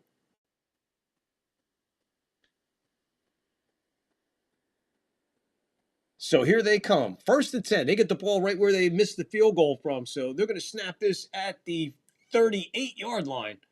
Shotgun. Chardonnay. Give them 2. That'll bring us to the 2-minute warning. We're going to go with the Angus clip so we don't miss nothing. Here you go. Enjoy it. The Angus clip. On December 10th, 1989, Steve Largent finally sees the last meaningful NFL receiving record that had eluded his grasp. 2nd down 7. Meanwhile, Seahawks down 10-0. Cincinnati 10-yard line. Best penetration. Craig back the pass. Little pump fake now. Looks throws to the end zone. There it is. Touchdown Seahawks. Number 100. And that long pursuit of Don Hutchins' career touchdown reception in the NFL is over, and Steve Largent has number 100. That's where he likes to work. Next TD reception by Largent. He goes into the record book as number 1 all time. Here's the throw to Largent. Touchdown! He breaks the record and scores the first points of the game for Seattle. So Steve Largent, the all-time receiver in catches and yards, now is the all-timer in touchdown catches. He surpasses the mark set a half-century ago by Don Hutson. His 100th career touchdown catch. Steve Largent in the slot on your right-hand side, just runs right by the linebacker. There's a great open spot there. Largent finds it and just sets down. Cincinnati's lead is cut to 10-7. So Largent, the waiting is over. He makes the record-setting touchdown catch, and it really reflects his career the way he did it. Perfectly positioned, feet planted, outstretched hands. He comes down with the ball and keeps both feet in for the score. Just a great play there. It's something that can't be underrated. Steve Largent, a very intelligent receiver, knows the defenses, knows where the empty spot is, finds it, sits down, and Craig just has to throw it to him. He's standing there all alone. Very nice catch to know where he is on the field and not let his feet drag out of the back end of the end zone. One of the greatest receivers to ever play in the National Football League. So consistent, and 100 touchdowns. That's twice as many as I scored. And 50 is about more than just a handful of people scored.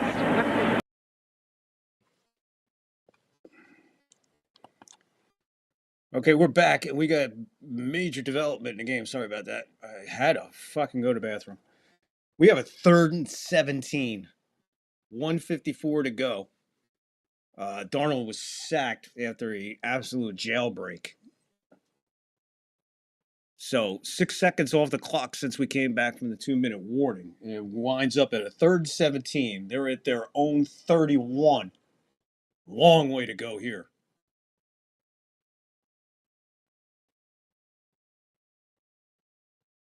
Pass is deflected right at the line. Knocked down, 4th and 17. 1:50 to go. Each team with 1 timeout to go. 30-30. 1:50. 4th quarter. Regulation. Game.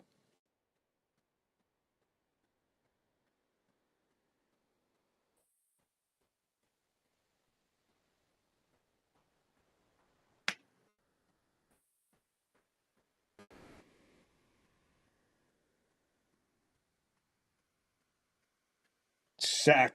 What an opportune time for a sack. Dixon, once again, he gets a good one off here. Fair catch. He's going to fair catch it right at the 12. 1:42 with a timeout. And so here come the Rams. Defense exchanging blows here. 60 points in the game. But still, what a defensive battle either way. Big plays are the reason for the points. Not like anybody's dominating. Opportunities have been there. Opportunities have lost. Opportunities for Seattle. Turnovers. Punt returns. All kinds of shit happening. 2-point conversions happening on backward passes. Here we go. Should be an exciting 1:42. Here we go. Pressure's on. He gets hit just as he gets loose of the ball. Williams had no shot at it. The second the ball left his hand, it was heading towards the turf. Literally hit as he was throwing. 2nd and 10, 1:38 to go.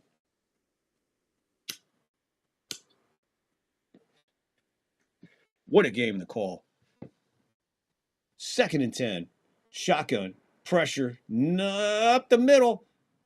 He makes the catch to Napuka, Nanaka, Nanika, and they are out of the shadow of their end zone. 1st and 10. Big play there. Puka Nuka Mukanaka with a nice catch. Hands to the face, though. As he took off on the line, he just like face slapped the defender. But apparently that's okay.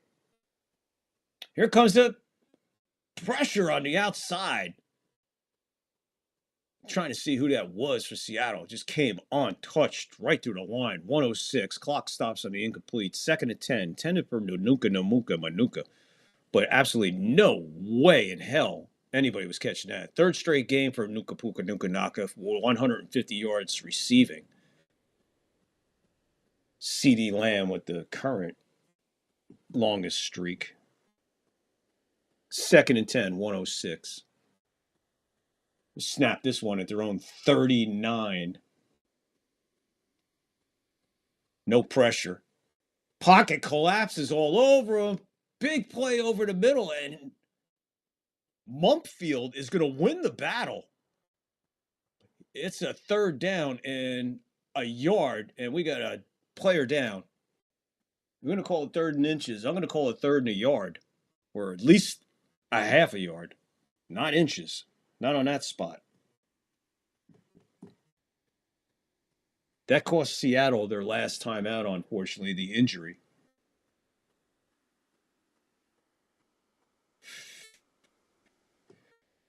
Steve Largent was exceptional. Largent is a guy who is hidden in the annals of NFL history.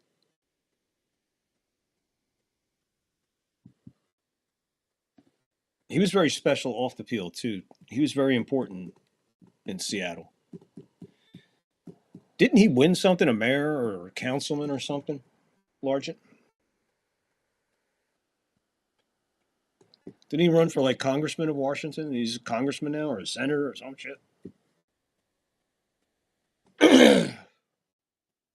Doesn't matter. 53 seconds left. 1 timeout left for the Rams.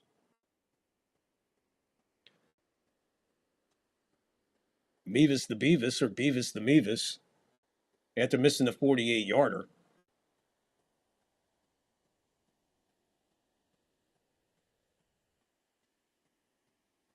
The booth is saying 16 yards to get in field goal range.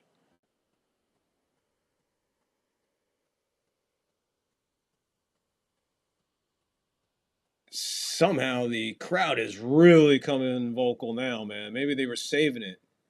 They go back to 102 on the clock. So they're going to put time back on the clock, 102, in regulation, in the fourth, in the game, 30-30. First and 10.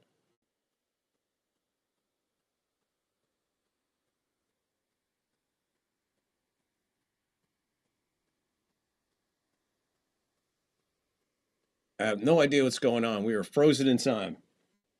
Yeah, senator or congressman, yeah. Very well loved in the state of Washington.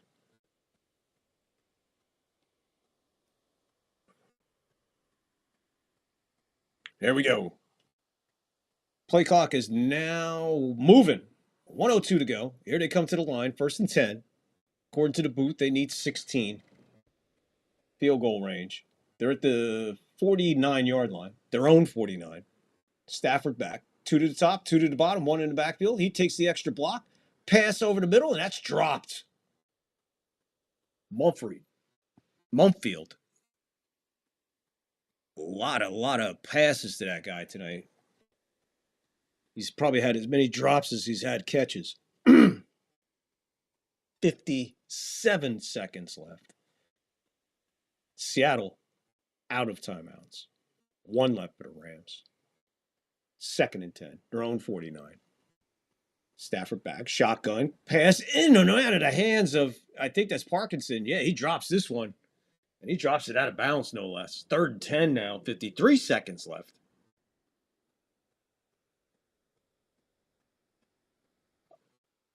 I hate to sound like a broken record, guys, but it just seems like every fucking third down that comes around is fucking massive. Here's another one. 3rd and 10 with 53 seconds left in the fourth. In regulation. In the game. 3rd and 10. See what happens. Puka to the bottom of the screen. Stafford looking that way. He misfires. Nobody there.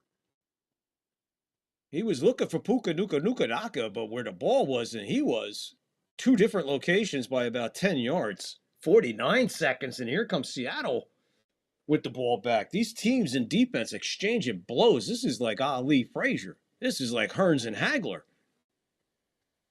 These defenses just punching the shit out of the offense in these last couple of possessions.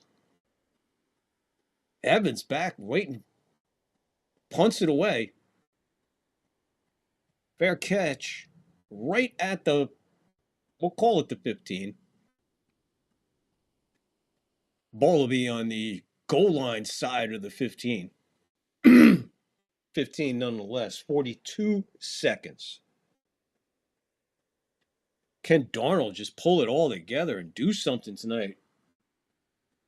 He's made some big plays, but he's made some big, huge, timely mistakes. That sack last possession. Got no timeouts in 42 seconds. Texas is calling and saying he's picking Seattle. Shotgun. Man in motion. Darnold back. He's got time. Over the middle to Chardonnay. He's going to get the first down plus a bonus 3 yards. So move the ball. Here they come. We're going under 30 seconds. Darnold calling for the spike. They get it. Stop it at 29 seconds. 2nd and 10 now.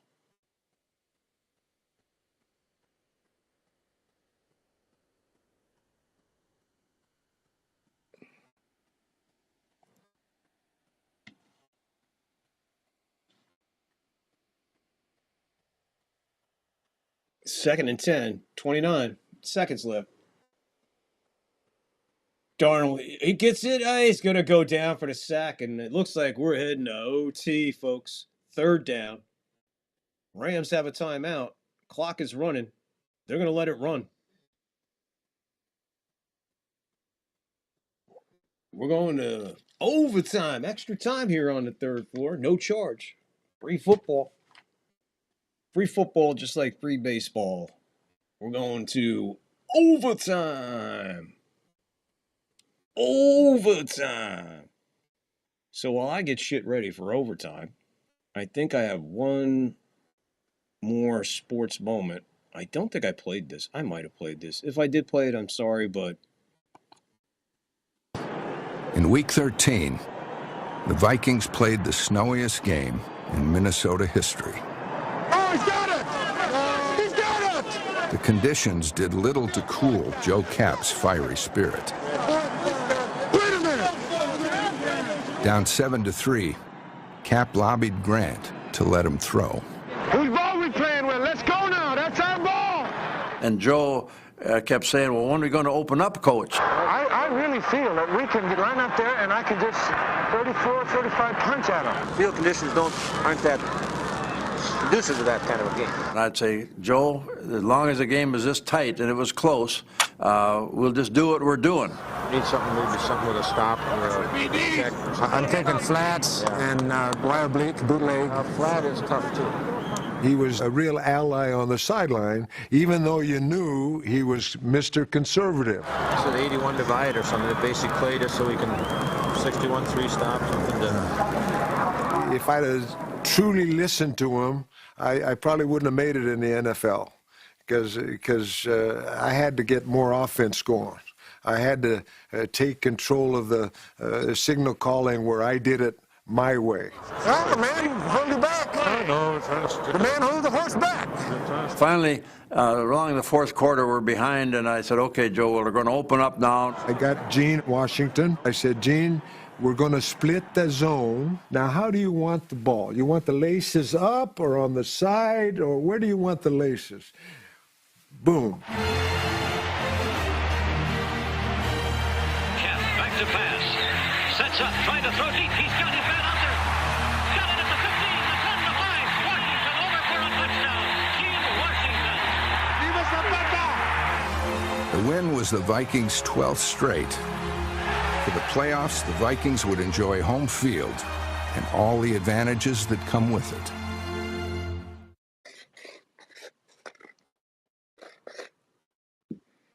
There's your sports moment.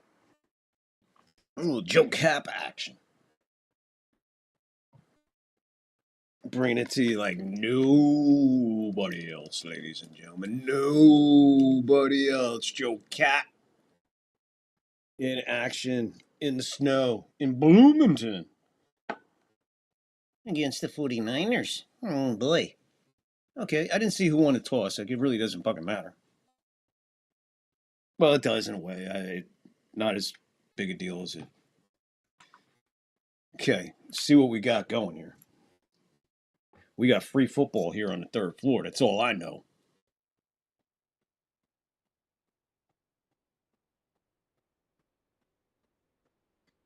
Texas hockey card wouldn't be a stream without OT. Love it. Rams get the ball. Taken at the 8. Out to the 25. To 30. To 35. To 40. 45. Bring it down to the 49. Bring it all the way back. Bring it all the way back. During return. Holden. Receiving team. 10 yards from the spot of the foul. Let's see where this is at. Not a good time, but then again, if he didn't hold, I don't think he's at the 49. I think he's tackled probably around where the guy fucking held him. So let's see where this all took place.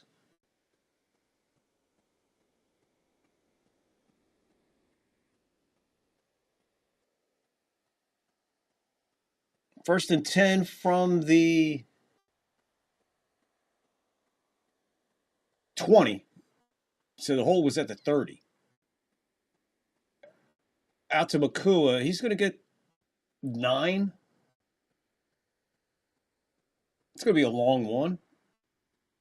Gets a left foot spot by the judge there. Last 5 possessions for the Rams. Punt, punt, punt. Missed field goal, punt. That's a pretty good defense. And let's be honest, folks, he didn't miss that. He missed that. So 10 catches, 177 yards for Puka Nuka Nuka Naka Nika. Play action. Stafford rolls. Looks to his right. Wide open is Corum. We haven't called him in a while. We're going to go under 9 to go in OT. 10 minutes only in overtime. 2 timeouts apiece. All reviews are from the booth. No challenges.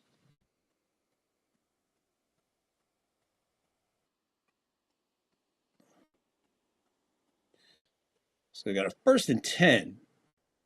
Moving the ball with a little bit of resistance, but let's be honest, man. Both defenses outstanding in the last 5 minutes of that fourth quarter. Stafford back, gets out of the sack, over the middle, and overfires his target. I believe it was Parkinson over the middle. He really didn't have much of a choice to overthrow that with that pressure coming on. That was Ferguson, the intended target, not Parkinson this time. No. Yes, I was right. He was trying to hit him, but forced the throw way before he wanted to. There's probably 10 yards difference between where the receiver was and where the ball actually touched the turf. 2nd and 10, 8:29 to go in OT in the game. Pressure coming up the middle big time. Stafford gets this one out. It's intercepted and dropped, but there's a flag on the play. Flag on the play.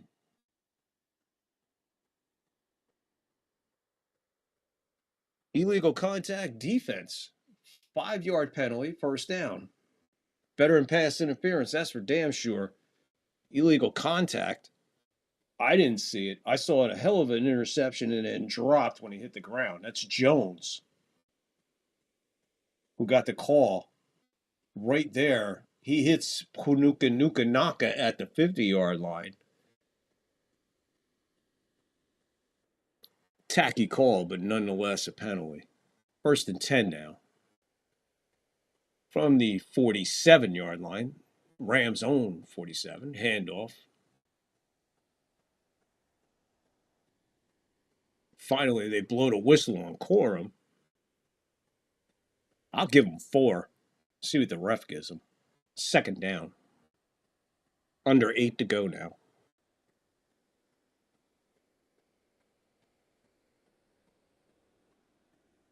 Texas hockey card saying touchdown Seahawks coming. 2nd and 6, they agree with 4.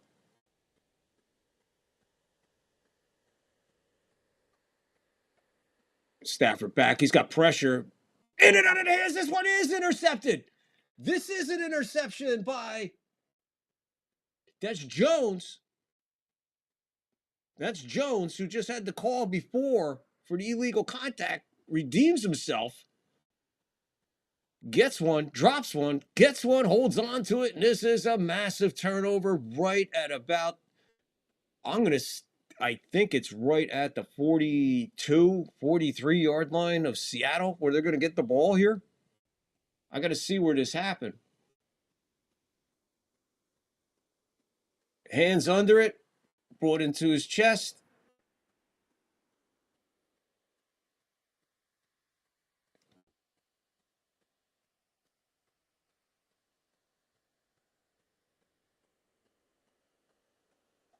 That ball is secured. They're going to call it an incomplete in the booth. I don't understand, because his other hand is tucked clearly under it. If you look at this replay, you got to look. Watch his right hand. His right hand has the ball under and curled into him. The ball does move, but does not lose contact with that right hand tucked. That's what I'm seeing. Now they're calling it incomplete. Now back to a 3rd and 6, 7:41 to go.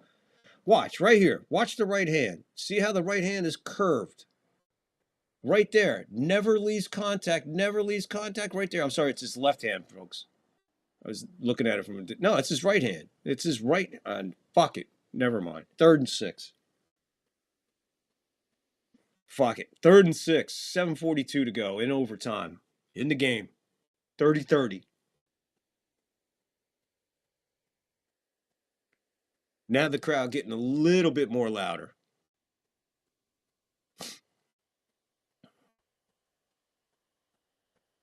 Here comes to the outside pressure. Stafford is hit and still gets it away. Flag on the play. Punuka Nuka Naka looks like he juggled it.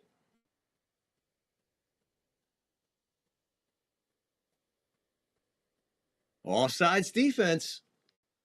Lined up in the neutral zone. Penalty is declined. They're going to call it a catch.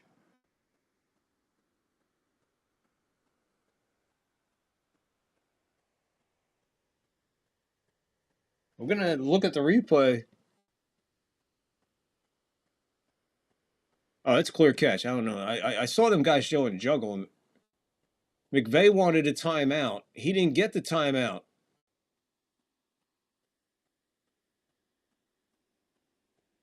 Fucking bizarre as hell, man. This is, yeah, it's Williams.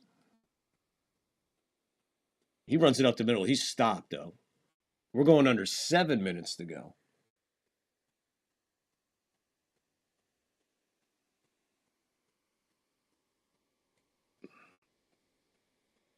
Second and 9.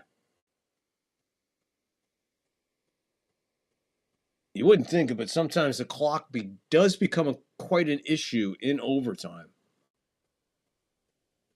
That's why I'm not a fan of kicking.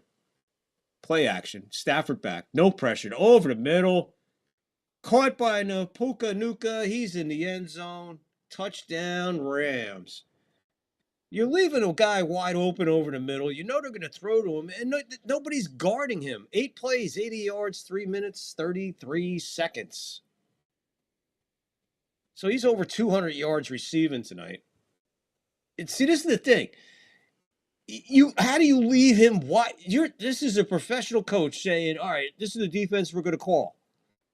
Panuka, nobody's on him. Nobody's on him. I could have completed that to him. There's nothing on him. Extra point. Up and good. 37-30. It was looking good for Seattle.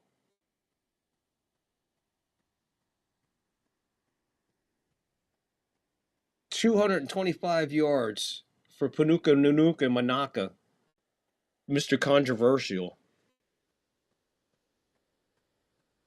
But he just cuts across the field and there's like nobody there. As a matter of fact, if you look at the defense, it looks like they're protecting them in a triangle. That's how far off they are.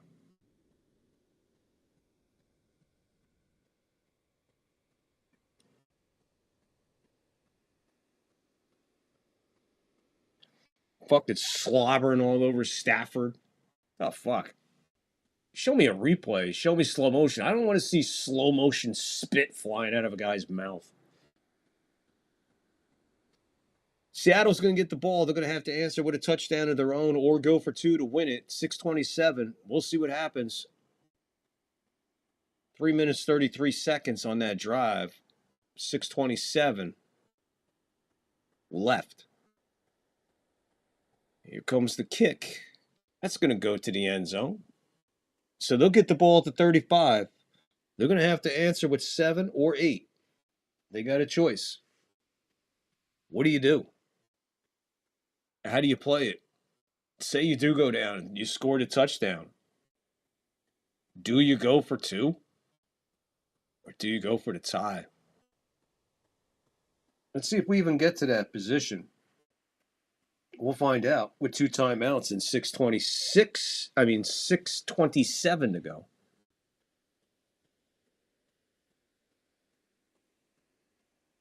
Handoff. Walker, there he goes, busted to the outside. Not enough real estate this time to get him up the middle of the sideline. He'll go out. He'll still make something out of nothing. Dance for 4. 2nd and 6. We're under 6 minutes to go. In overtime. In the game.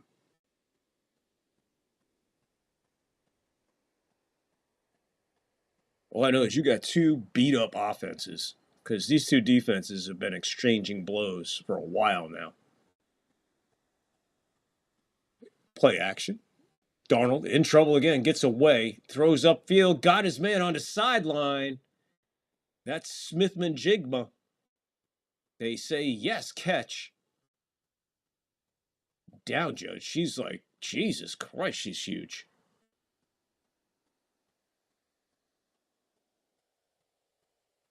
Yeah, that's a good catch right there. Good footwork.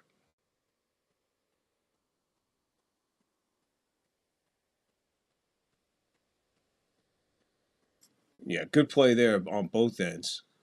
Darnold. Play action. Darnold under a little bit of pressure. Going to float this one to the sideline, throw it away. Throw it away over to down marker. 2nd and 10, 5:13 to go. 5:13 to go in the game. In overtime.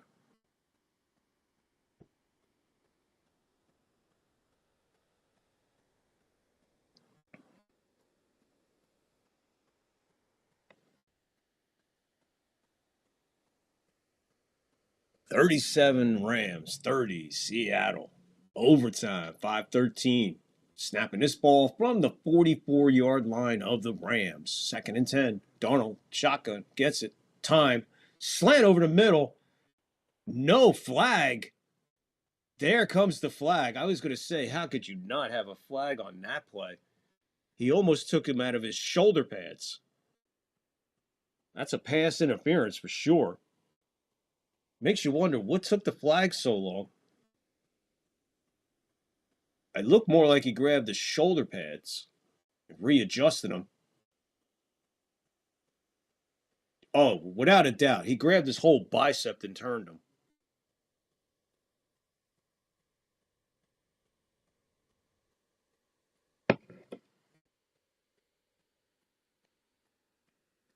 They're at the 39 of the Rams, 5:09 to go.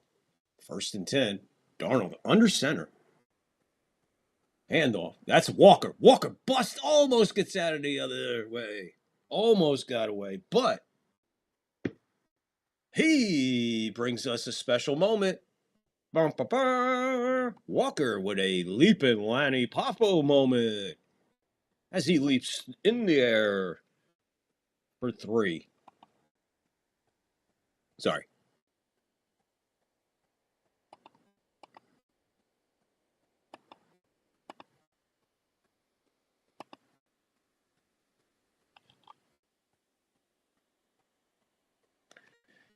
Second and 8. Darnold shotgun. Snap. Pressure both sides. Gets it away. What a catch. If it's a catch. 1 says catch. 2 says catch. That big, broad down judge says, what a leg kick. Coop. Catch. 1, 2, and drags his right foot twice. He tap dances. Snapping this one from there's a false start. Over the middle. He'll spin Chardonnay over the middle. He'll spin for 2. Maybe 3. 2nd down. I thought that was a false start. That was a bizarre play right there. I thought that was a false start. It looked like the tight end took off a little bit before the snap there. That's right. That's right, Texas. That's right, Bubby. Rolls outside. Gets his man on the sideline. Short of the first down. That's Barner. We're going to say 3rd and a long 3. Maybe. I got to see where they spot this. It looks like a 3rd and 3. 3rd and 3. Leap and Lanny reference only on Victor Vallejo. You're right, Bubba. That's why I bring it like nobody else. Nobody else does this. What a genius. Thank you. Wow. 3rd and 3. 1st down and more. Chardonnay gets to the, we'll call it the 3.5-yard line. Burst and goal. 3:30 to go. Clock ticking. Seattle marching right down the field.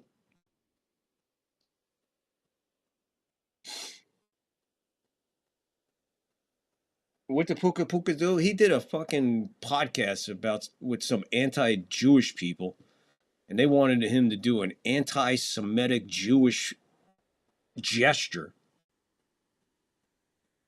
They basically tricked him. He's saying, I don't know. So basically they're saying, oh, he was tricked into believing that it was harmless, and they were like, I guess somebody on the Rams got a hold of him and said,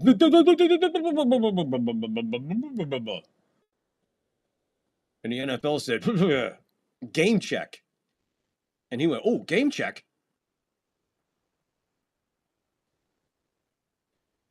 And he also had a live stream going in the locker room after a game, and a couple veterans told him to stop, and he didn't, and just continued to walk around the locker room live streaming, watching his count go up of live watchers.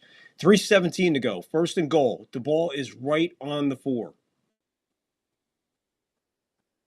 Darnold, under center.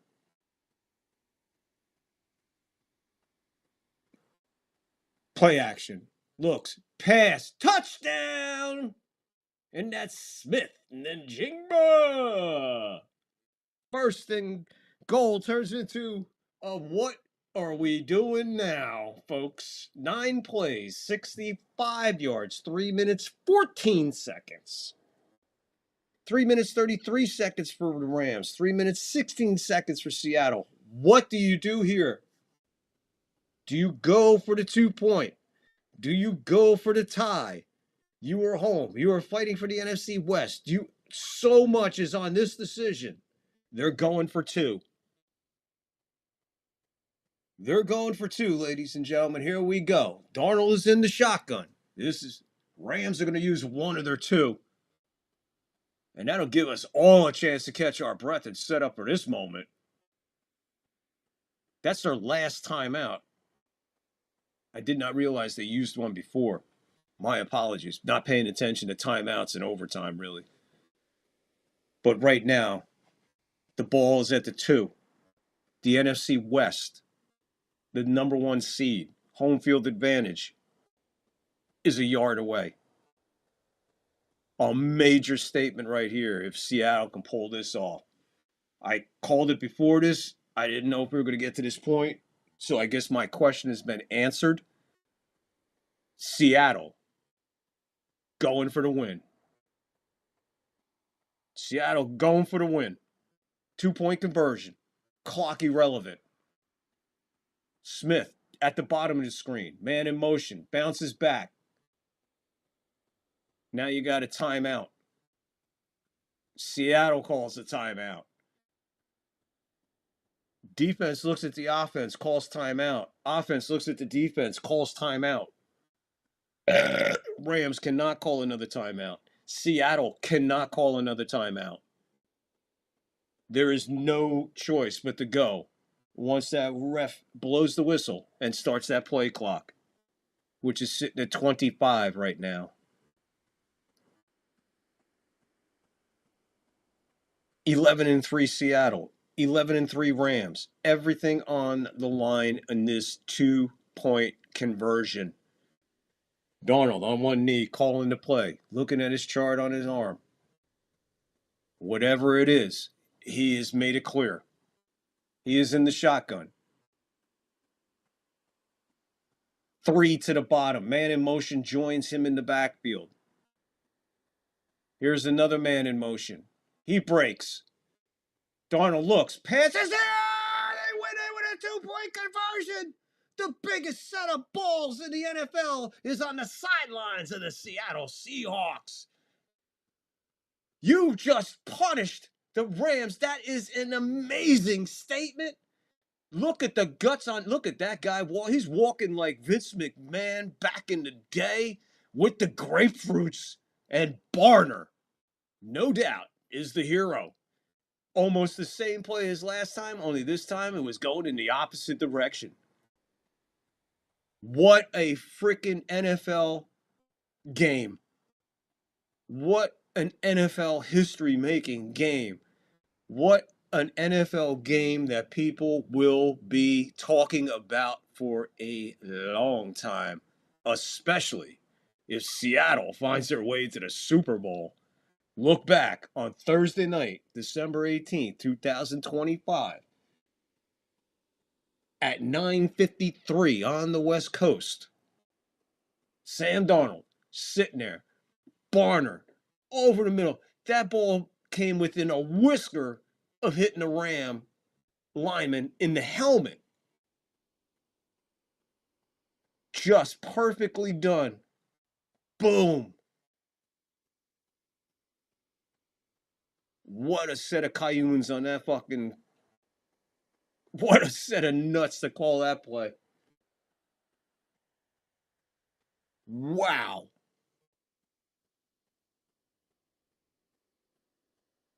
Sam Darnold completes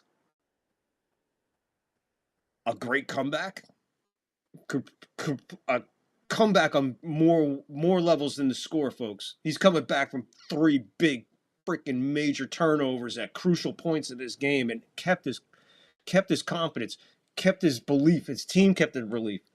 They all rose to the occasion. That Seattle defense is the MVP of this game, along with Sam Darnold and Barner.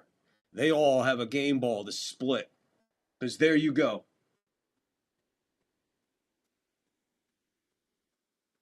Wow.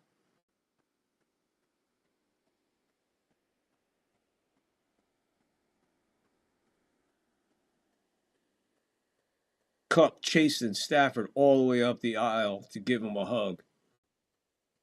What a win for the Seattle Seahawks. Maybe one of their biggest in their franchise history right there. Not only because of what they just accomplished, they are now sole possession of first place in the NFC West. They are right now, as of we speak, the number 1 seed in the NFC. They're looking at home field all the way through. That was an amazing football game. That was an amazing football game and an absolute pleasure to freaking call. Absolute beast of a game to call. I appreciate everybody who showed up tonight to hang out and watch that amazing NFL game. 38-37, Seattle pulls it off with a 2-point conversion in overtime. In overtime, folks. Not an easy accomplishment.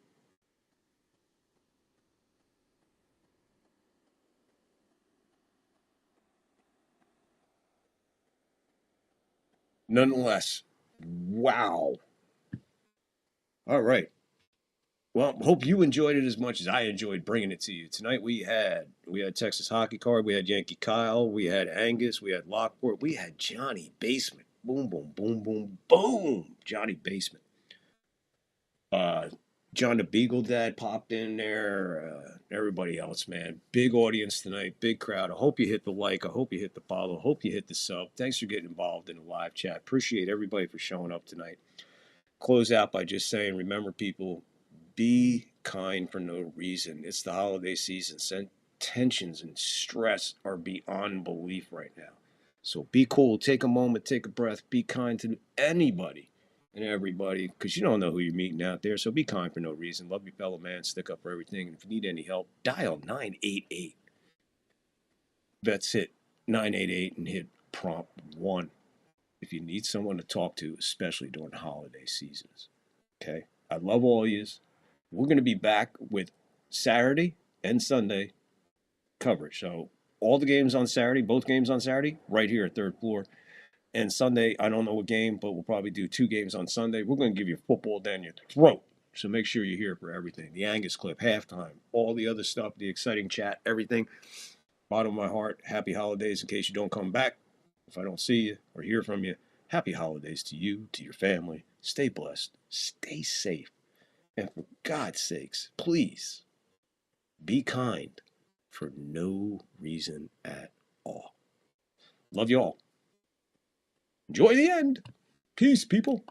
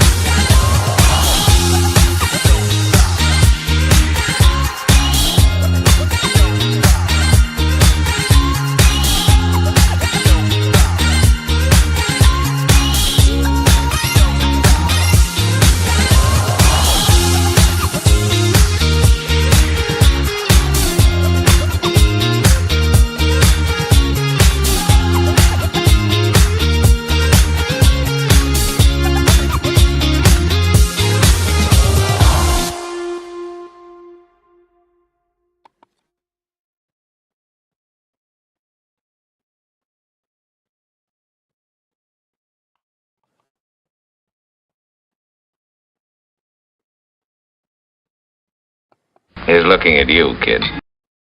He's looking at you, kid.